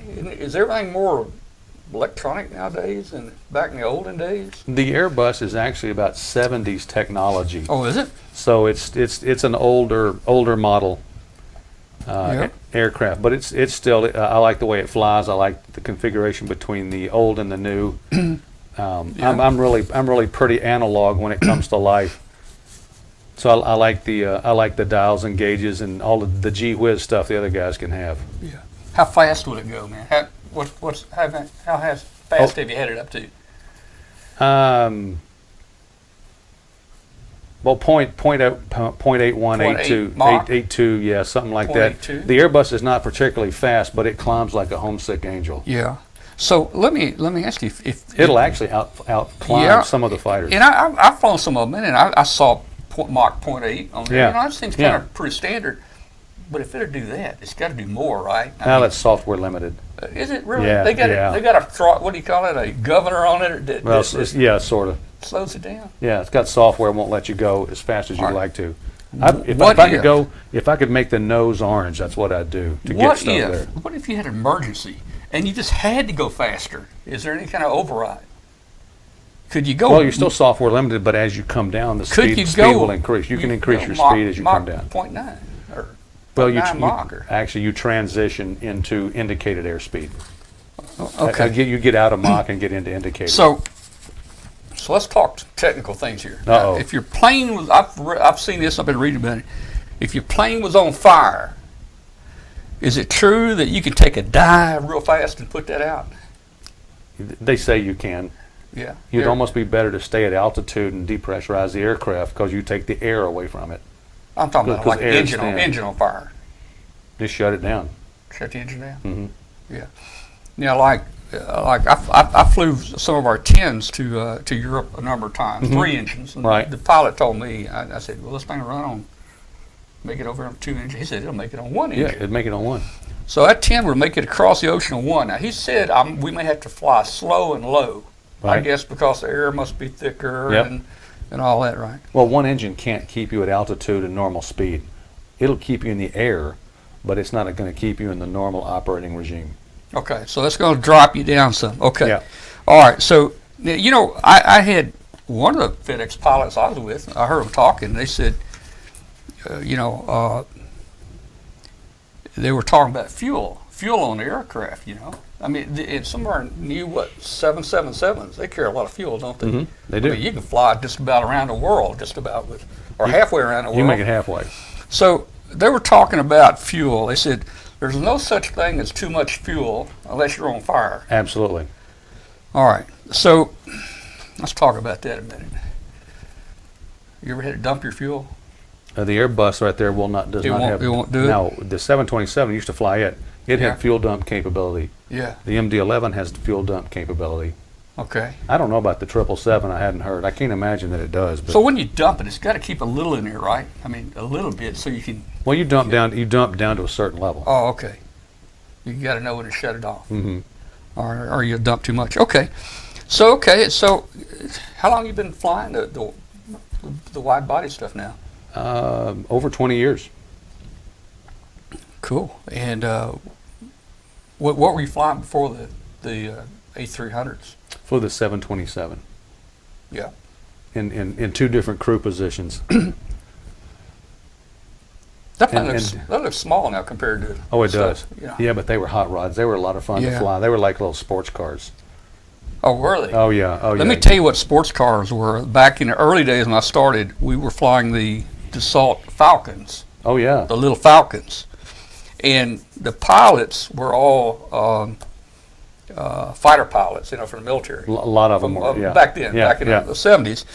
And the jump seat basically was a plank or a board It's a plank that just came down. that over came down and it kind of sat between the two pilots, And those guys, they like to show off in that little Falcon. I mean, they'd get up there and, do all kinds of stuff. And, I can't say what they would do, but We can neither confirm nor deny. if you would bring them cookies, they would usually fly it pretty good, Mhm. for you.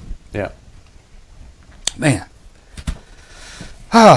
I miss all the days of jump seating. Back Yeah. in the good old days. You know something? I used Yeah. to really enjoy having the jump seaters go with us, especially if you knew somebody or they were interested in aviation, or anytime I had a young person that was working on their license or had a private license or something like that. I'd always put them up front Yeah. and say, just sit right here, and if you got any questions, let us know. We'll tell you when we can't talk. But it was a lot of fun. Well, it was fun flying up in the cockpit, and of course I flew up there many years until the 9/11, and then after Right. that they made us start flying in the back, Right. back here, and they would lock us out of cockpit. So after 9/11, basically, this is where I was sitting behind the wall there, Yeah, exactly. where you're flying, but it was cool to sit up in the cockpit and just watch everything. And I think on the 720, I've flown to Dayton before several times, Dayton Hamvention, Mhm. in a 727 in a jump seat, Right. right Okay. behind that pilot, man. I mean, I was so close behind that pilot. I mean, I could get my hands right around his neck right there, No, you could have reached in his flight bag and gotten his half-eaten Wendy's burger. I could have, and boy, I tell you, I mean, it's just fun, It was It was a lot of fun. It's but interesting. Those are different days. It was weren't they? interesting. So I saw this on MythBusters. They had a show the other day about could a person land an aircraft? If you called up to land it, and so they put them in a simulator. We've got some nice simulators at FedEx, right? Oh, absolutely, yeah. They're pretty realistic, aren't they? Oh, yes. More than You would realistic. think it wouldn't be so realistic, but is it? It's real. When you crash in a simulator, you think you crashed, right? Yeah. Okay, so MythBusters guys, they were going to try to see if they could land this aircraft. So they went into the simulator, and I forget what they did first, but they tried it without help. See if they could, get it under control, slow it down, bring it down. They crashed it every time. But they had a pilot talking to him. He's never landed one before, not a pilot. And he had a pilot talking to him on the radio. And both of them actually landed, I don't know, it was like a 10, or it was a pretty big aircraft. Mm-hmm.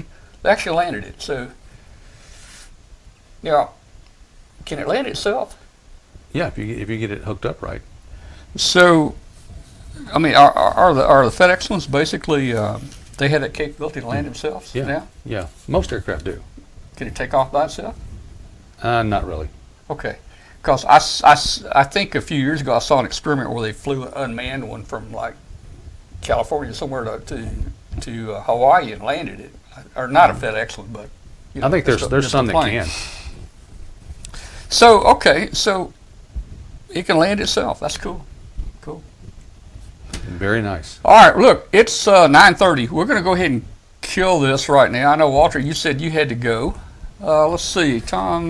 Next time, don't forget to send Walter the memo about Green on the show. Well, exactly. Walter, you gotta watch it. I was not expecting to be on the show tonight. I thought it was admin. Were there any problems transmitting while in flight as it not interfere with aircraft instrumentation? No. It really just don't interfere No. with anything. No. You know, these airlines, they tell you, it doesn't interfere with it. No. Is there a Doppler with the plane? I don't know. It might be a little bit. Who knows? There's a Doppler with a train, but that's RF versus audio. Let's see. Many new radios have USB only.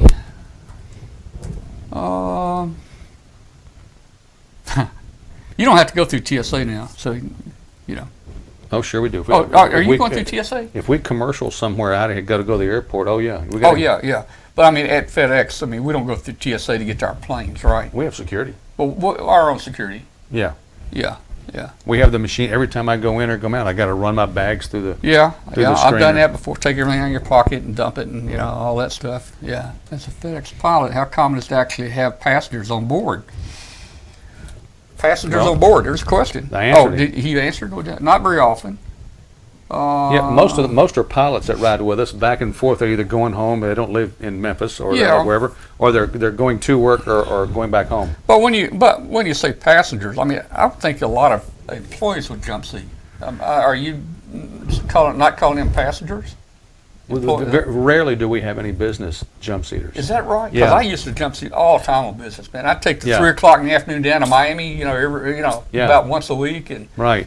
back. So a lot of people would have they cut the parcel out? I think they did. Yeah. didn't Oh they? yeah. Back years ago, we could jump seat either for personal use or business. You used to be able to. We used to, Yeah. and then after 9/11, they took the personal away. But I jump seated a lot even after that, and we had our own little airline reservation system out there. You just log on it and say, "I want to go to Miami. I'll take 3:00," and there's 3 seats open. Sure. You just go out there and jump on the plane. And, What I do now is if I've got to go somewhere and they give me a commercial ticket to get home, my first thing is to see if I can stay with the aircraft and just ride it back home on the jump seat. And if that's the case, I'll do that every time to avoid the commercial flying. Yeah. Well, It's just not. It's not fun anymore. it's not fun. Commercial, No. like the TSA, the waiting, the lines, all that. Yeah. And that's the reason I would always jump seat down on one of our planes. Plus, you know It's the cool. guys. You ride with your buddies. You get to visit somebody along the way. So, I've jump seated to Europe a number of times, and I've jump seated to Japan and Taiwan down here. Now, when I made that jump seat, Walter, we had 747s then. Yeah. And the 747s were really nice, guys. We could go upstairs. There were like 11 first-class seats upstairs. And usually there's like one person up there, and that'd be me or me and maybe one other person. But that was nice, but we finally got rid of the 747s. And I guess they were getting old. And Well, that was part of the Tiger deal too. Yeah. And they did not want to operate the 747, which is it's another fleet. And Yeah, so they're trying yeah. to they're trying to pare down the fleets and get rid of. When you got so many one- different kinds, you got to keep different parts. and Absolutely. Different training and all that. maintenance. So, I see their issue.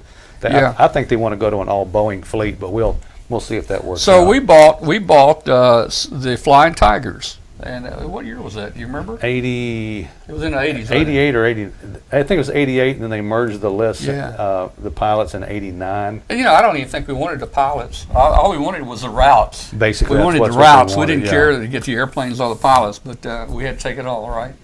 Yeah. We took the pilots and Yeah. But it was good, Oh, let's see. I'm not sure if you're retired or not. Let's see. Okay. Well, hey guys, I'm gonna go ahead and bring Hangout up, and walk Walter to the door. I know he's wanting to get out of here, so I'm gonna bring Hangout up, and I'll be back with you guys in just a minute. Thanks a lot to everybody for watching tonight. Hope you enjoyed the show, and hey, it might get interesting in Hangout here after a while. And Katie, thanks for sticking around, Katie, and I'll put you on. You can wave goodbye to everybody. All right. Bye, everybody. Bye, Thanks Katie. for joining us. Thank you. Thanks for Bye, hanging Walter. around. Bye-bye. All right, Nice to meet we'll, you. we'll You see too. you. Bye-bye. All right, so let me, let's do this. Flip that one off. I'm off. And let's, let me get Hangout started, Walter, and I'll walk to the door and help you get out of here. Very good. Okay. I enjoyed the part about I like talking about the airplanes, Yeah. you know? You know, the truth is, there's a lot of things I can't say. Oh, yeah. For security. There's a lot of things he can't say. That's exactly right. If security's listening, he knows They're that he always can't listening. say things. They're always listening. That's true. That's true. Let's see. Let me bring up Hangout. Big Brother's always watching. Big Brother's always listening. All right, let's see what we got here. Join. I don't know if anybody's on here or not. All right, I got Hangout. Oh, you know what? We don't have the link to Hangout. Let me put it in here. I think I got it. Nope, that's not it. All right, guys, let me get the link to Hangout in here and see if I can copy it for you real quick. If I can figure out how to do this. Copy. No, that's okay. I'll take care of it. Yeah, I'll take care of it. Oh, wrong keyboard.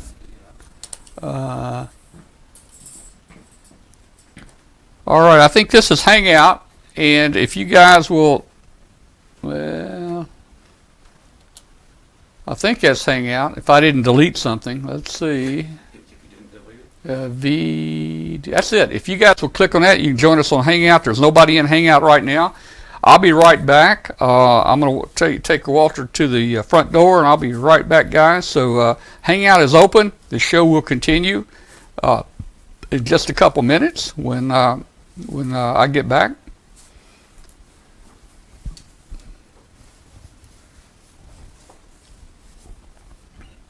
And let me put Hangout up on the screen here so you guys can see if anybody comes in. All right, there's Hangout, and that's not good.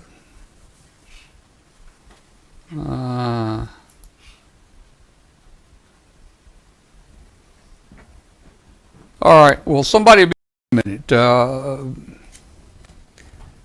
I'll be right back. Don't go away. Yeah, I appreciate the help. Absolutely. Glad to do it.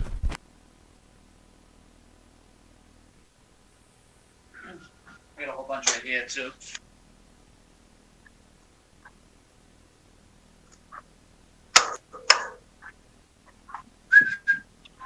Test 1, 2, 3.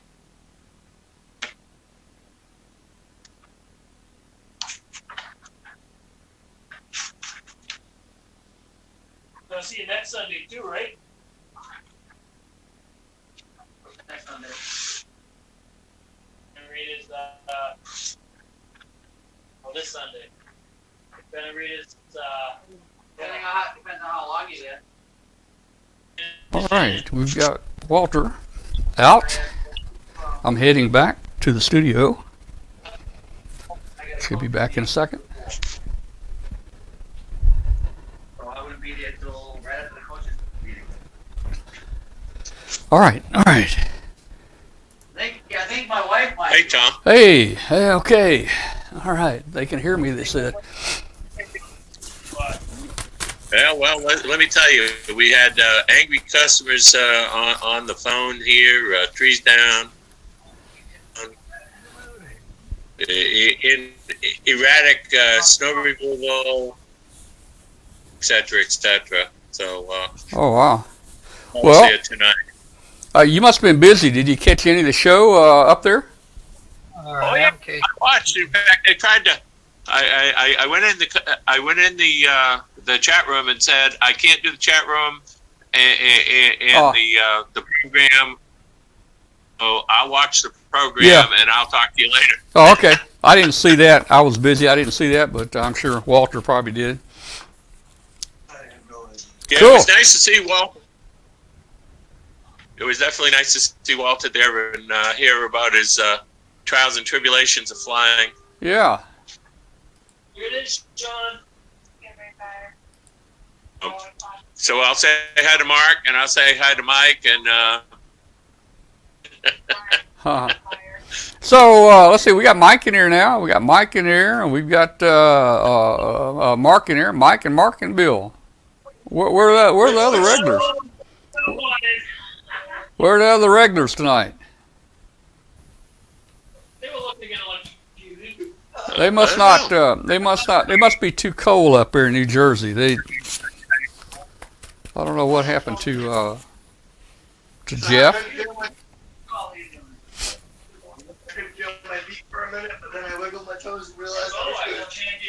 well, Mark, are you going to say something or no?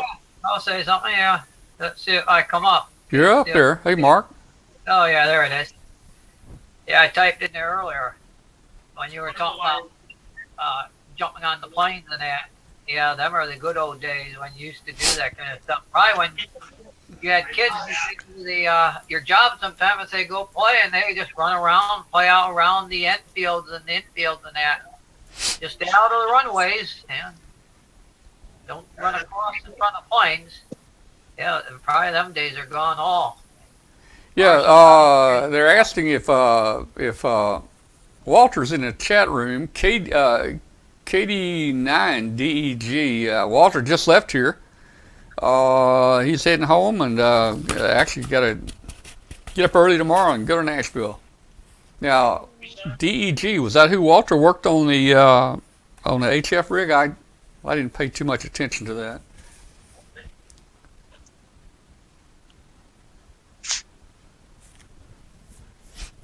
So KD9DEG on the chat room, are you the one that Walter talked to from the HF rig up in the airplane? Were you there? Was that you? KD9DEG. I think it was. Okay. I'm sorry you missed. I'm sorry you missed Walter here. Maybe somebody contacted you, told you to get on. I don't know. All right. Well, it was a busy show tonight, and we made it through it okay.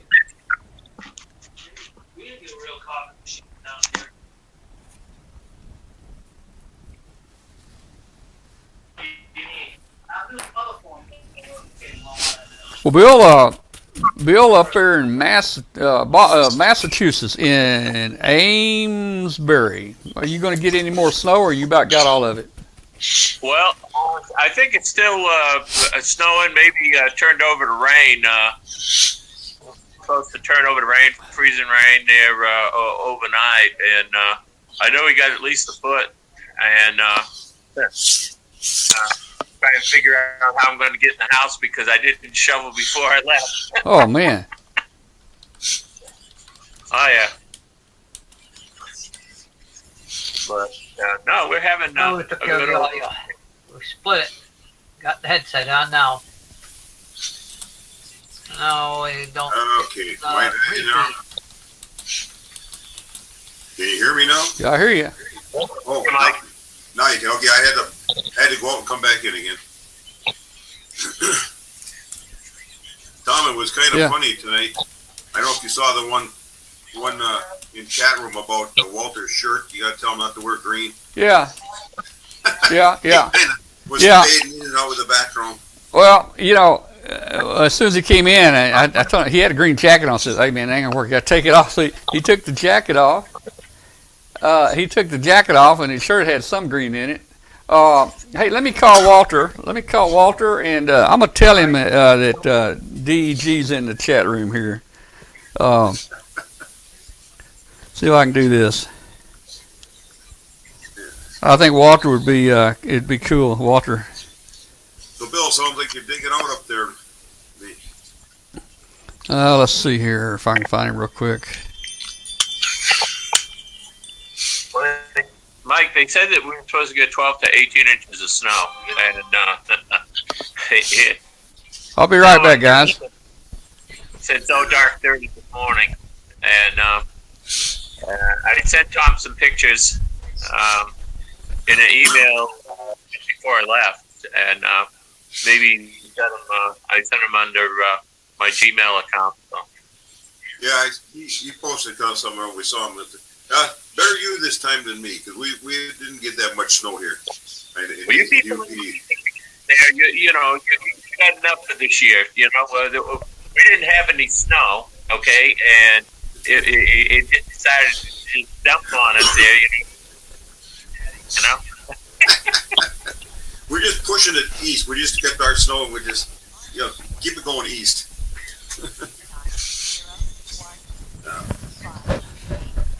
Yeah, I know we're going to do the same thing, I think, is just push it east. Yeah. Michigan. Hey, you got a buddy there. I lived,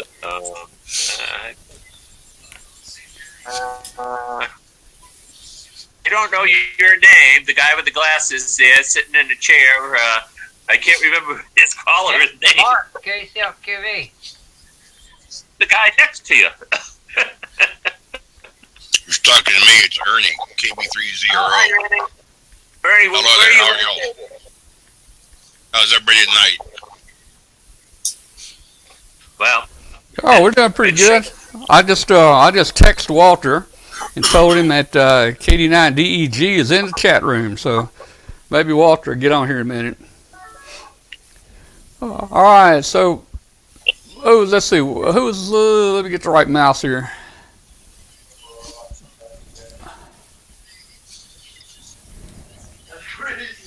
Trying to see who we got in here. We got Bill, Mark, Mike, and Mark and Ernie. And who's the other gentleman here? Let's see. Ernie's way over. Ernie. Is that Ernie? Ernie, yeah, KB3ZRO. Okay. Ernie, is that you with the headphones on? Yes, it is. Oh, okay, I see your mouth moving. I thought you were talking to me, and I didn't see anything, so I thought it was the wrong person. Okay, Ernie, very good. It's put on my 65-inch color TV set. Yeah.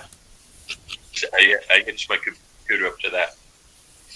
Wow! Oh. Look at that. You can see us in wide angle. Who's wide angle? Yeah. Where? What? Did I miss something? Oh, look at that. That's cool. Yeah, Bill's got it hooked up to a 65-inch TV, he said. Oh, I do that at home when I'm home and I have my computer. I'm at the EOC. I'm using my basically. So it's like we're right in there with you. Right.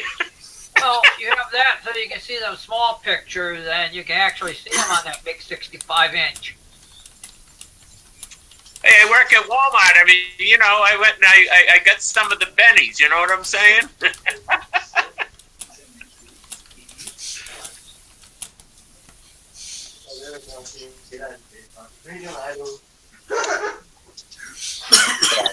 All right. K9DEG, he said, what video chat do we use? Maybe he's wanting to get in Hangout. I don't know. But if he wants to know the chat, the IRC is Digital Addiction. DigitalAddiction.com is the chat room. If he wants to join us on Hangout, Mike posted the link in there, and he can join us just like everybody else. Yep.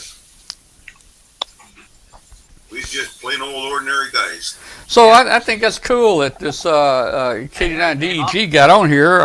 Walter was here. I wish they could have talked to each other, but Walter left, and so I don't know. Maybe somebody looked up DEG and sent him a mail or something. KD9DEG, how did you know? How did you know to get on here tonight?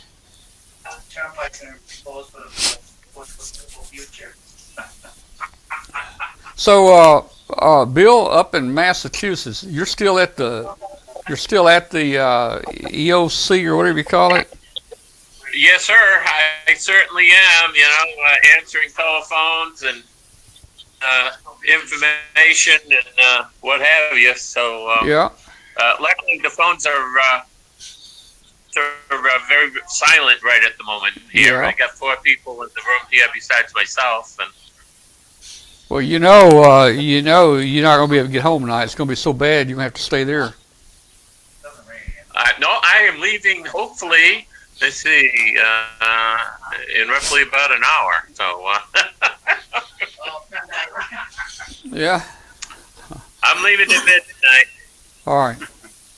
Well, you're supposed to be wearing a hard hat back here behind you. I don't know. You're kind of out. You got the IOOK hat on, but that ain't working. You know. There's a hard hat. There's a hard hat back there on the wall. There's one hard hat back here. Well, that belongs to the deputy, and the deputy's sitting over there. And if I picked his hat up, he'd tell me to put it back on the wall. So, okay. All right. All right, I see what it was. N2 AM got on the repeater and told KD9DEG that his call was being mentioned on here. There we go. Looked like you got permission. Looks like you got permission to be chief. All right, we're gonna call you C9 tonight. Hopefully all these. Bill, I hope with these guys that are all in the room with you that they don't realize this is what ham radio always looks like. Yeah. Oh, they do. I mean, I get on the 2 meter in the other room over here, and they tell me to turn the damn thing down. So I mean. Well, you know, hey, in fact, let me turn the audio off to the radio station. I'm sure Roberts has cut us off up here, but I want to let everybody know watching on the webcast that, hey guys, this is the unofficial part of the show. This is where we all go crazy. This is not the official show. This is the after the show, and sometimes the after the show is pretty good. Well, that's the way any of the shows go. No matter what kind of show you have. That's right. That's right. After the close.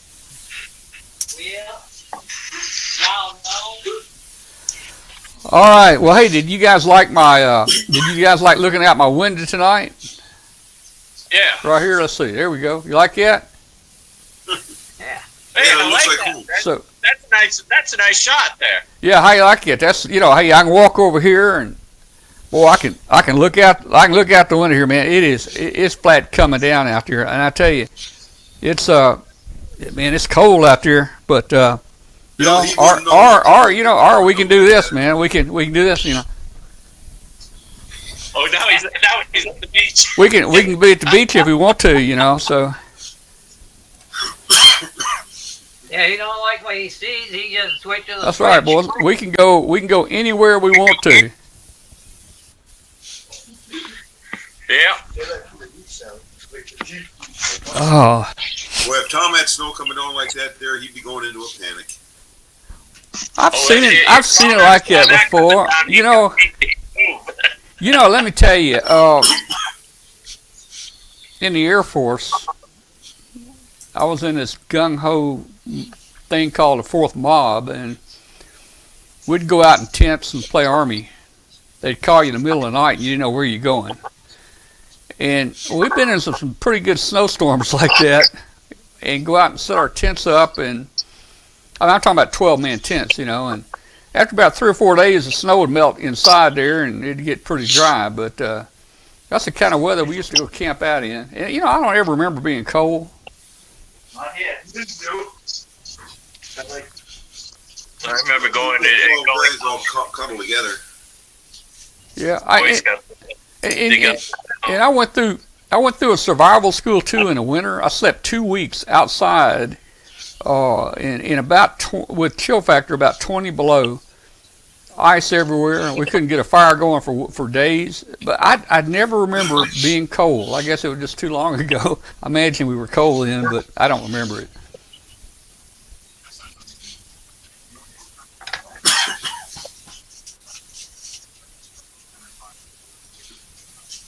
We got garble going now. The internet going south, it sounds like.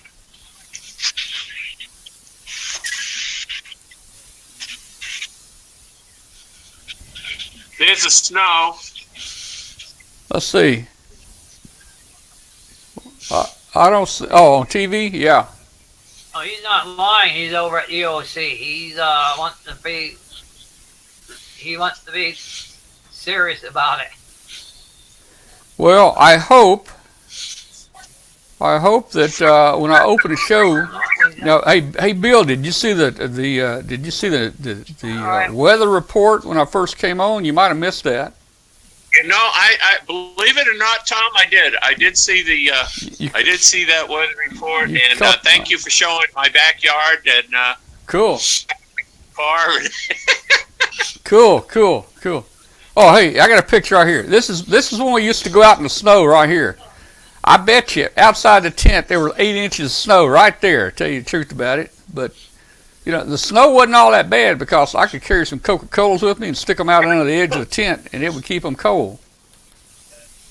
Well, those MREs there, you know. What was that? I said the MREs there that you were eating out of the can there, you know. Well, you know what, I was before MREs. Let me tell you. That right there, that is sea rations. Those are sea rations right there. Let's see if anybody in the chat room knows what sea rations are or ever had any. Oh, yeah, me. Yeah. I had them. You know, Bill, one of my favorite sea rations, they had that round can, it had 4 crackers in it, and it had peanut butter in there. I loved that, man. Oh, we used to get the ones with the sausages, and there was canned meat. And, yeah, did you ever get the spaghetti? Did you ever get the spaghetti one? I didn't eat spaghetti back then. But I tell you, you take that little P38 and you cut the top off that can. You cut the top off that can of spaghetti. I'm gonna leave it up. I'm gonna mute it. And you'd heat that spaghetti up in that can, and it would rise like a piston. It would just come straight up, man.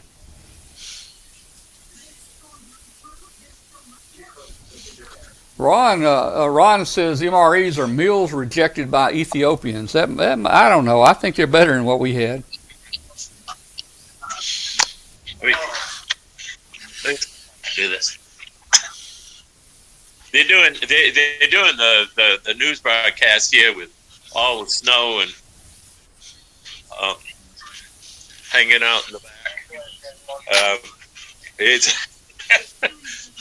I mean, we even have devastation here.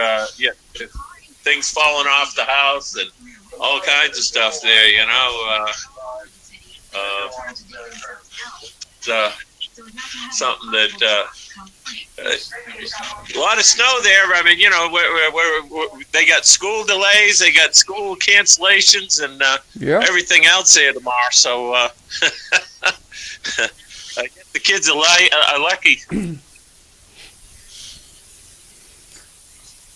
Well, down here, if they know snow is coming, they'll cancel school before it even gets here. Nah, they waited until I think it was 11 o'clock last night before they decided they were going to cancel the snow because of the blizzard conditions coming in, and the governor come on last night and said stay off the roads and let the snow removal crew do their job, and a lot of down power lines and the trees and everything else there. We had some serious winds, somewhere between 55 and 60 miles an hour. Devastation locally and afar here, you know. Yep. You know, we got a bunch of schools I'm seeing closed up this area, but not because of weather, because of illness. They're being closed for a couple of days. There's something going on in the schools. Yeah. I was just watching that on. We have big, huge trees going through houses and everything up here. You'd think it was something, Tom. What? Well, they closed the highways to some of the tractor trailers and speed restrictions all around me here, so it's pretty crazy. Oh, we got somebody new. Who's the guy on the end? So he's giving us a sign language here. Let's see. Let's see who that is. Let's see. Well, that's unknown. That's actually my iPad I'm using right now. That's unknown. We have 2 unknowns tonight. Well, I gotta get it. That's Katie. Yeah, we have Ernie, and who's the other unknown? We have Ernie, and who are you? KD9 DEG. Is it? Oh, okay. DEG. All right, you're the guy that talked to Walter. That's kind of cool. I wish you'd got on here before Walter left out of here. You would have seen the old guy, you know. I got an email. What's the name and where are you at? I'm west of Chicago, about 100 miles. Okay. Is the audio okay on this thing? It's a little low. It's a lot lower than everybody else. Yeah, I don't know where the mic's at, actually. Yeah, you might just talk a little louder or closer to it. Yeah, I got a case on it, too. I don't know. Okay. It may be blocking it, who knows. But yeah, hey, cool. You're over by Chicago. I'm north of you then, because I'm up in Michigan's Upper Peninsula in Marquette. Oh, that's where all these guys go snowmobiling from around here. You bet. They're all up here. So, DEG, what's your name? I beg your pardon? What's your name? My name's Jason. Jason, okay. I'll have to figure out how to get my... That's okay. Not a problem. Well, Jason, Walter's not here, but I can show you. All right, here he is right here. That's what you talk to right there. Yeah. Well, that was pretty cool because I've never worked in HF Aeromobile before. Yeah. I've worked a few VHF, and it was real cool that I was his first contact, and I thought I was going to get a confirming QSO off QRZ, but I never did. He'll do it. I'll talk to him. I'll make sure he does it. Yeah, I emailed him back just a little bit ago and reminded him. Yeah, he'll do it. Well, how is this a nightly show or what's going on here? Yeah, this is a weekly Tuesday night show. Now, what you're in now, this is a free for all right now. This is not the show. This is after the show. Okay. This is the show after the show right here, where we invite people in and we just have a hangout. But yeah, we have a show on every Tuesday night, 8 o'clock Central Time, on W5KUB.com. We've been doing it for about 2 years. Yeah, we talk about anything here except religion or politics. Well, anything else is gold. Let me tell you, if Doc was on here, I don't know where Doc is. If Doc was on here, we'd probably be talking about colonoscopies tonight. That's been discussed. Well, hey guys, I just want to check this out. It looks like it works there in my shack. Yeah. Right now, I'm a fairly new ham, only about 2 years in, so I don't have an official fancy shack. Okay. But we're getting there. Well, cool. Hey, join us on the show 8 o'clock Tuesday nights, W5KUB.com, and hey, we do a lot of events like we'll broadcast 4 days straight, 4 or 5 days straight for Hamvention. We'll give away about $10,000 in prizes to people watching. All you got to do is say I'm here if we call your name. Let's see. Anybody in the chat? Anybody in Hangout tonight won a prize? How many has won a prizes from us? Come on, anybody? Let's see. I won a certificate for $15 last year for some rope or something from the. I've never used. You didn't get the rope that. Okay, that's that antenna rope, man. That's some good stuff. Yeah, that's right. Keep forgotten about it. I put the email. Oh man. Over in my save file and I. Well, Bill. The WZ1L, you won a prize, did you? No, I did not. You never won a prize? Gone in there. Every time you've gone to Dayton, I've never won. Oh, man. Okay, I thought you'd won. Well, we give away some big prizes, D-Star radios, antenna tuners. We give away a lot of antenna tuners. Here's the Comet.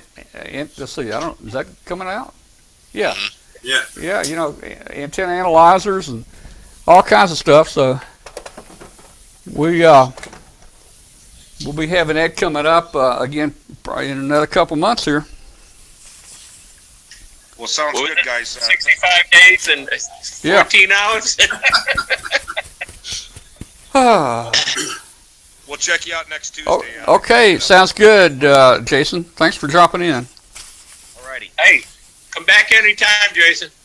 Yeah, I will. Yeah, join the real show next time though. This is a bunch of I don't know how to explain this. This is This is a smorgasbord. It goes off the rail, and you never know what you're going to talk about here with this group after the show.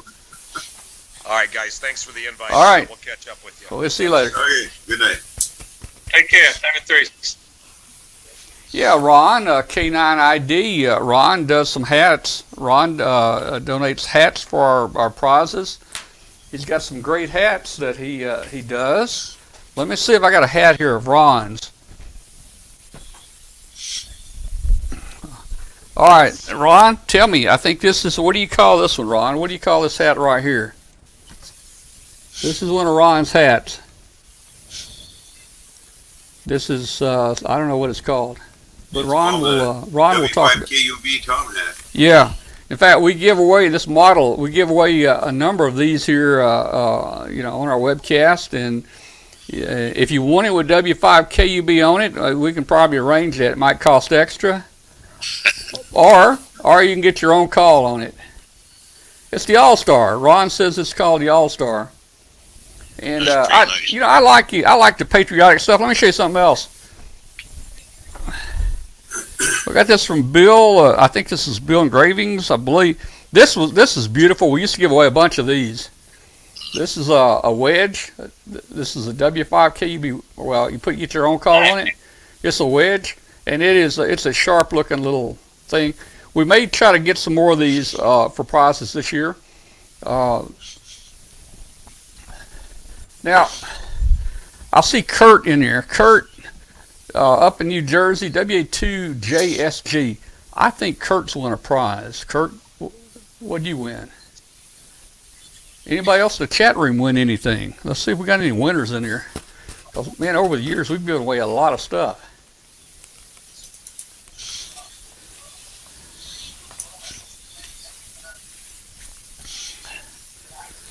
I like this hat. I like this hat. This one's not bad, right here. That one's not too bad. And then let's see. I don't know. Then I got my Air Force hat here. My picture's awful small. I don't know if it's, yeah. Okay, VU3BGI. He won CQ magazine for 3 years.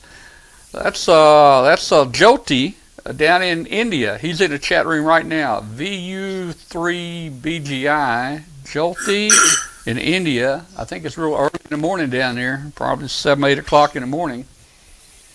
Yeah, the All-Star hat's a good hat. Man, it's great quality. Good quality. Ron makes these, guys. You need to check them out. Well, I'm going to have to win one. I'm in need of a new. This is a nice hat, man, and it is solid too. It's a cool hat. What I need to do is start giving away these on the Hangout.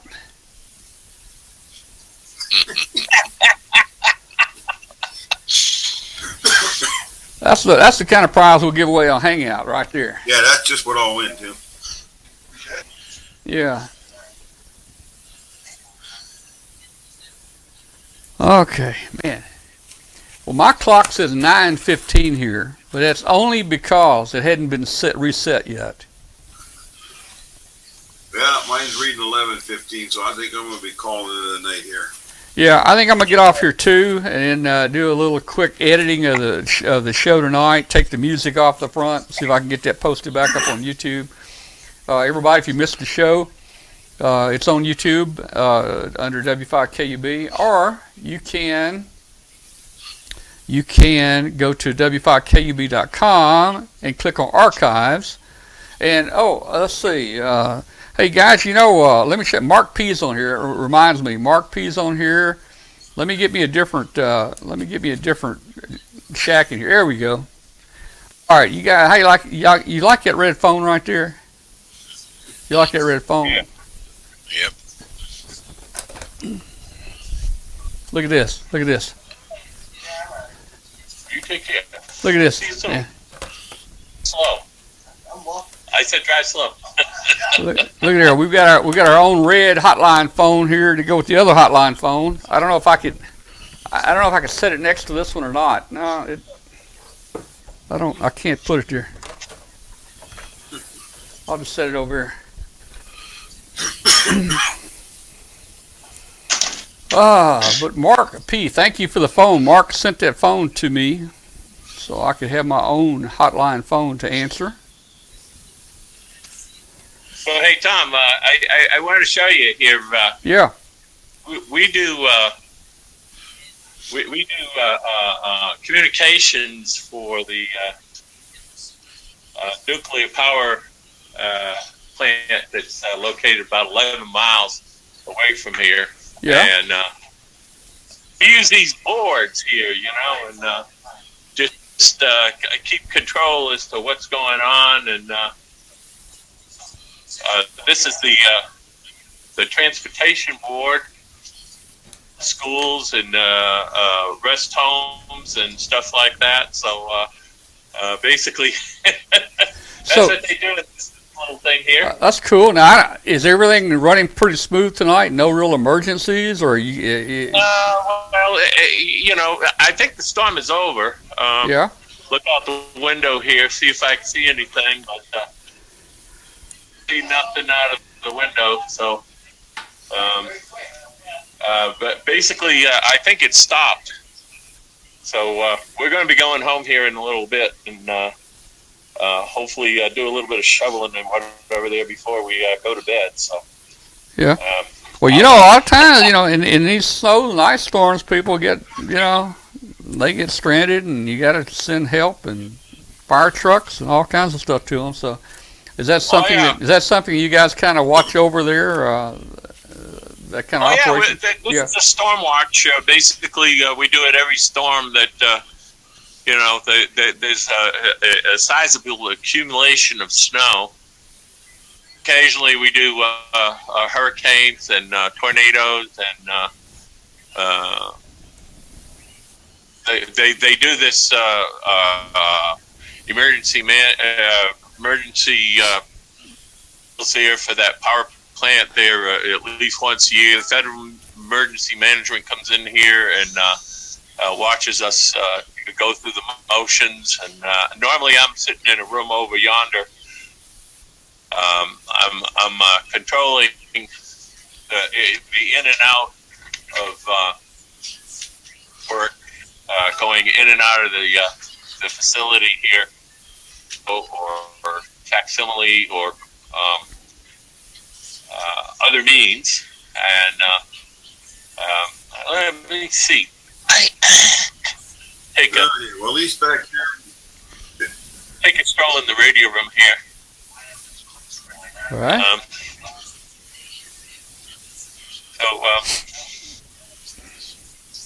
All right.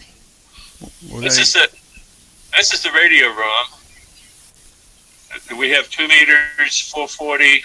I have an 8900 that does 2, 6 meters, and 10 antenna installed. I have public, and I guess you'd call it goal. Yeah.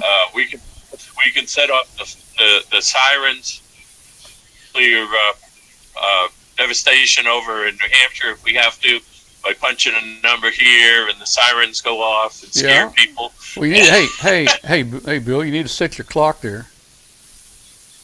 Well, you want to know something? We put batteries in that sucker at least three times within the last month. I think the batteries are done. We got to go over to Walmart and buy some more. Well, it might need a little WD-40 on the handle, on the arms or something. Hands. Yeah, at least back here in the UP, we don't have to worry about tornadoes and hurricanes. We just shovel snow. Hey guys, I'm calling it a night. 73. All right, 73, Mike. We'll see you. Yeah, good night, Mike. All right, let's see. We had okay, and you can continue to tour, but let's see. We had Steve joined us. Steve. Let's see who Steve is real quick. Yeah, he doesn't have any audio, Steve. Are you muted? I think your audio is muted. radio Yeah, now? you got it now. Yeah. All right. Yeah, KD0JNQ. Boy, this is too cool. I'm just having fun listening to y'all. All right. Well, hey, I hope you saw part of the show tonight, because if you're just now getting into this, you missed the whole show. No, I did miss the whole show. I just heard about you on one of the repeaters here. The Okay. guys were talking about you in Clinton. I'm in Davenport, Iowa, so. Okay. Okay. Well, look, hey, now you know, every Tuesday, 8 o'clock p.m. Central Time, we have a show on. And we got a lot of good stuff going here. I know, I want one of them far-out hats. Well, what a far-out hat. Yeah, that far-out hat you had on, that was just pretty cool. You talking about this one right here? I don't know. All I can see is a computer right now. Oh. But how do I get this one right here? Oh, well, are you not seeing our picture? Oh, there you go. I got your picture now. You're up in the corner. Yeah. You talking about this hat?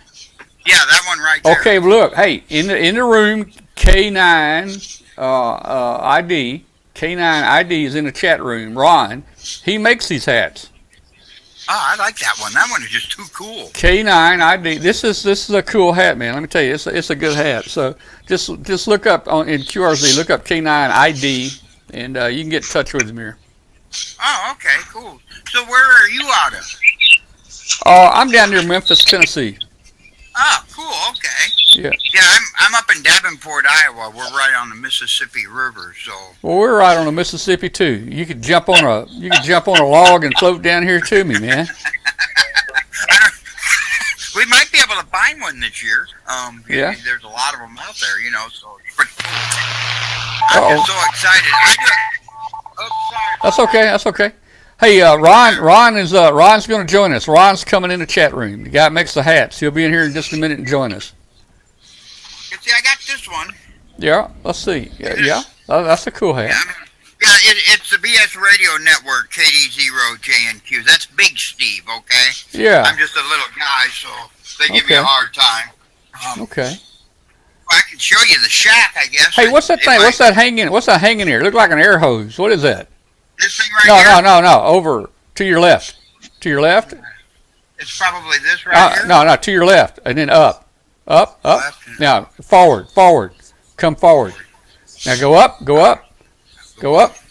I'm not sure what you're seeing. I don't see it. There was something hanging here. It looked like an air hose or something. Well, this thing right here, my mic cable. Well, I don't see it there now. I don't see it. It looked like it had yeah. But here, just a minute now. So turn that camera around a little bit. Well, let's see. Let's see. Okay, cool. That's cool, my man. shack. Yeah. That's my radios. Those Cool. are those radios. My desk is a little bit of a mess right now. Yeah. And this is the other side. This is my 2-meter rig. Yeah. Cool. Right here, and I got my tuners and that. And then I do mess around on 10 meters. I'm only a tech operator, so I mess around on 10 meters with some audio equipment. All right. Well, you need to upgrade. Start studying. That's cool. This is my audio equipment for my 746 Pro, and then I Cool. get messing around in the computer a little bit too. So Cool. I like it. And I got some music over here. This is all my receive audio, what you're coming through. So Yeah. I see a little Behringer. It looks like a Behringer mixer or two there. yeah, I got an 802 that I run all of my music gear on, Yeah. and then I've got 1204 is USB, and I use it to just kind of run all my radio gear and everything on. Does your 802 look kind of like this one right here? Yep, that's it. Except mine's not. That one's a USB, ain't it? No, huh? Oh, okay. Yep, that's mine right here. Yeah. Pretty blue one. And then my 1202 or my 1204 is right here. And then Cool. I run this 1202 that runs my TV, and see, I got a 50-inch monitor here. Yeah. That's cool. So that's that one. All right. I like it. You guys are just too cool. This is awesome. Here, I'll give you a tour of my shack. You're in. Well, first of all, let me give you a tour. There, right now you're in Studio A. Right now, that's Studio A. Right there. But how you like that shack? How you like my shack right there, Nate? Now this shack here is pretty good. I usually walk back here and reach up here to turn the knob on a matchbox right there, you know. That's your radio. And then you know, and if you don't like that studio, we can jump up to Studio C up in New York right there. Or I kind of like this studio. This is out in L.A. right here. But are those really yours? No, I'll show you my shack. So let me see. Let me switch cameras here. This is my workbench right here. Let me see if I can get it. There we go. That's my workbench right there. Cool. And this is where the show originates right here. Right here every night, every Tuesday. That's some of my ham stuff over there. That's kind of about that's about it, you know. Mhm. Oh, cool. I like the other shack you were turning the knobs in. I got that picture on my wallpaper. Yeah. Huh. Okay, cool. So, can I ask you a question? I do a 2-meter net on Sunday nights at 7 o'clock. And I use Ustream. Yep. Do you guys even broadcast on the radio, or do you talk on the radio? I guess broadcast is the wrong word. When you're doing this? No, it would be illegal to put this out over the radio, I think. Well, the radio over this wouldn't be, though. Well, no, the radio over this would not be. I used to use Ustream myself, but Ustream had a lot of problems. We always had people complaining about buffering, and we were having people that didn't get the video, and it was always throwing commercials and ads up there, and, you know, everybody was just ticked off all the time. So we moved over to YouTube. YouTube has absolutely zero commercials, and I've not had a complaint about buffering or anything. Oh, cool. And it makes an automatic recording of the show. All of our shows are automatically recorded on our channel every Tuesday night. Well, I'm going to put this in my calendar, man, because this is just really awesome.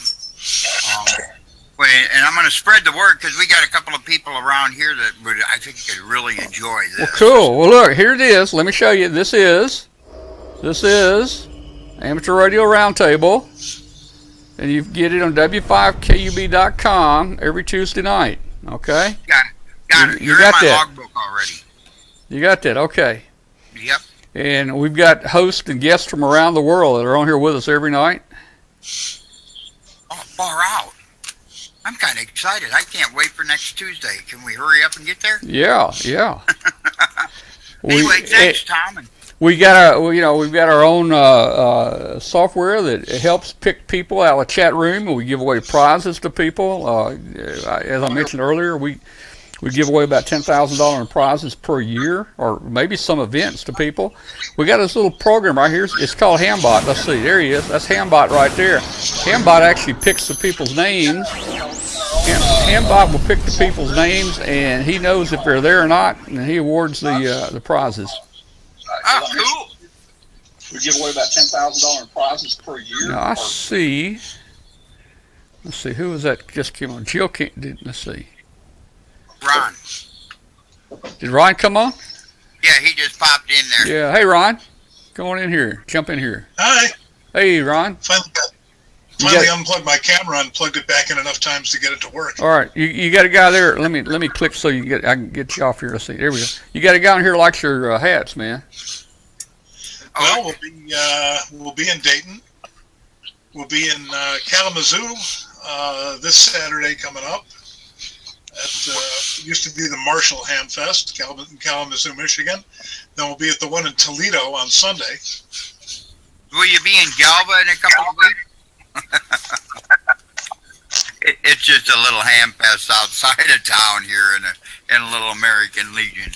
I think I may have I recognize you. Do you have a wife that usually does it?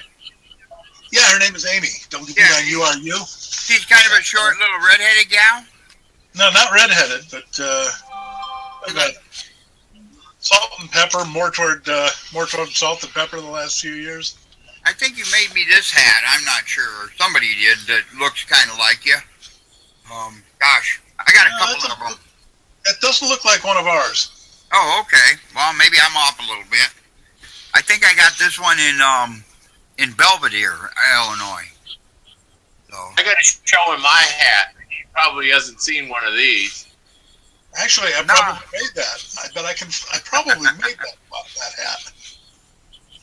I forget where he gets these made. The local group there from Dayton, there, National Order of Crazies with a K, and some blue hats and whatever. We were all over the Hamvention there, and in fact, quite a few years when Tom's program from the flea market area, he was in the next spot to us. God, for quite a few years. Let's see. Yeah. Let's see if I can get my server from here. All right, Mark P. Good night, Mark. Okay. Good night, Mark. Guys, I think I'm gonna get off here. It's late here. 9:30, it's 10:30 here, and I'm gonna go. Kathy was not one of the reasons Walter stepped in here and helped tonight. Kathy was not watching the chat room. Kathy had eye surgery today, and she had her second eye where the cataract taken out and a new lens put in. So I'm gonna go check on her in a minute, but. That's why she wasn't here with us tonight. Well, you tell her I said hey, and I wish her a speedy recovery there, Tom. Yep, we'll do it. All right, good night, everybody, and nice to meet you, the new guys on here, and good night. We'll see you next week. All right, 73. Y'all can stay on here and talk if you want to. I'm just going to shut down myself. We'll see you. Right back to you, Mr. Tom. It was a pleasure meeting you. Pleasure talking to you, too.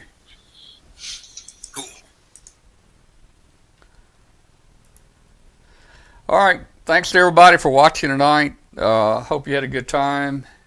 Kurt, thanks for sticking in there with us. You're in there every Tuesday night, unless you got some type of CW thing going. Thanks a lot. 73 to everybody. Good night. We'll see you later. 73s. Help us spread the word about the show.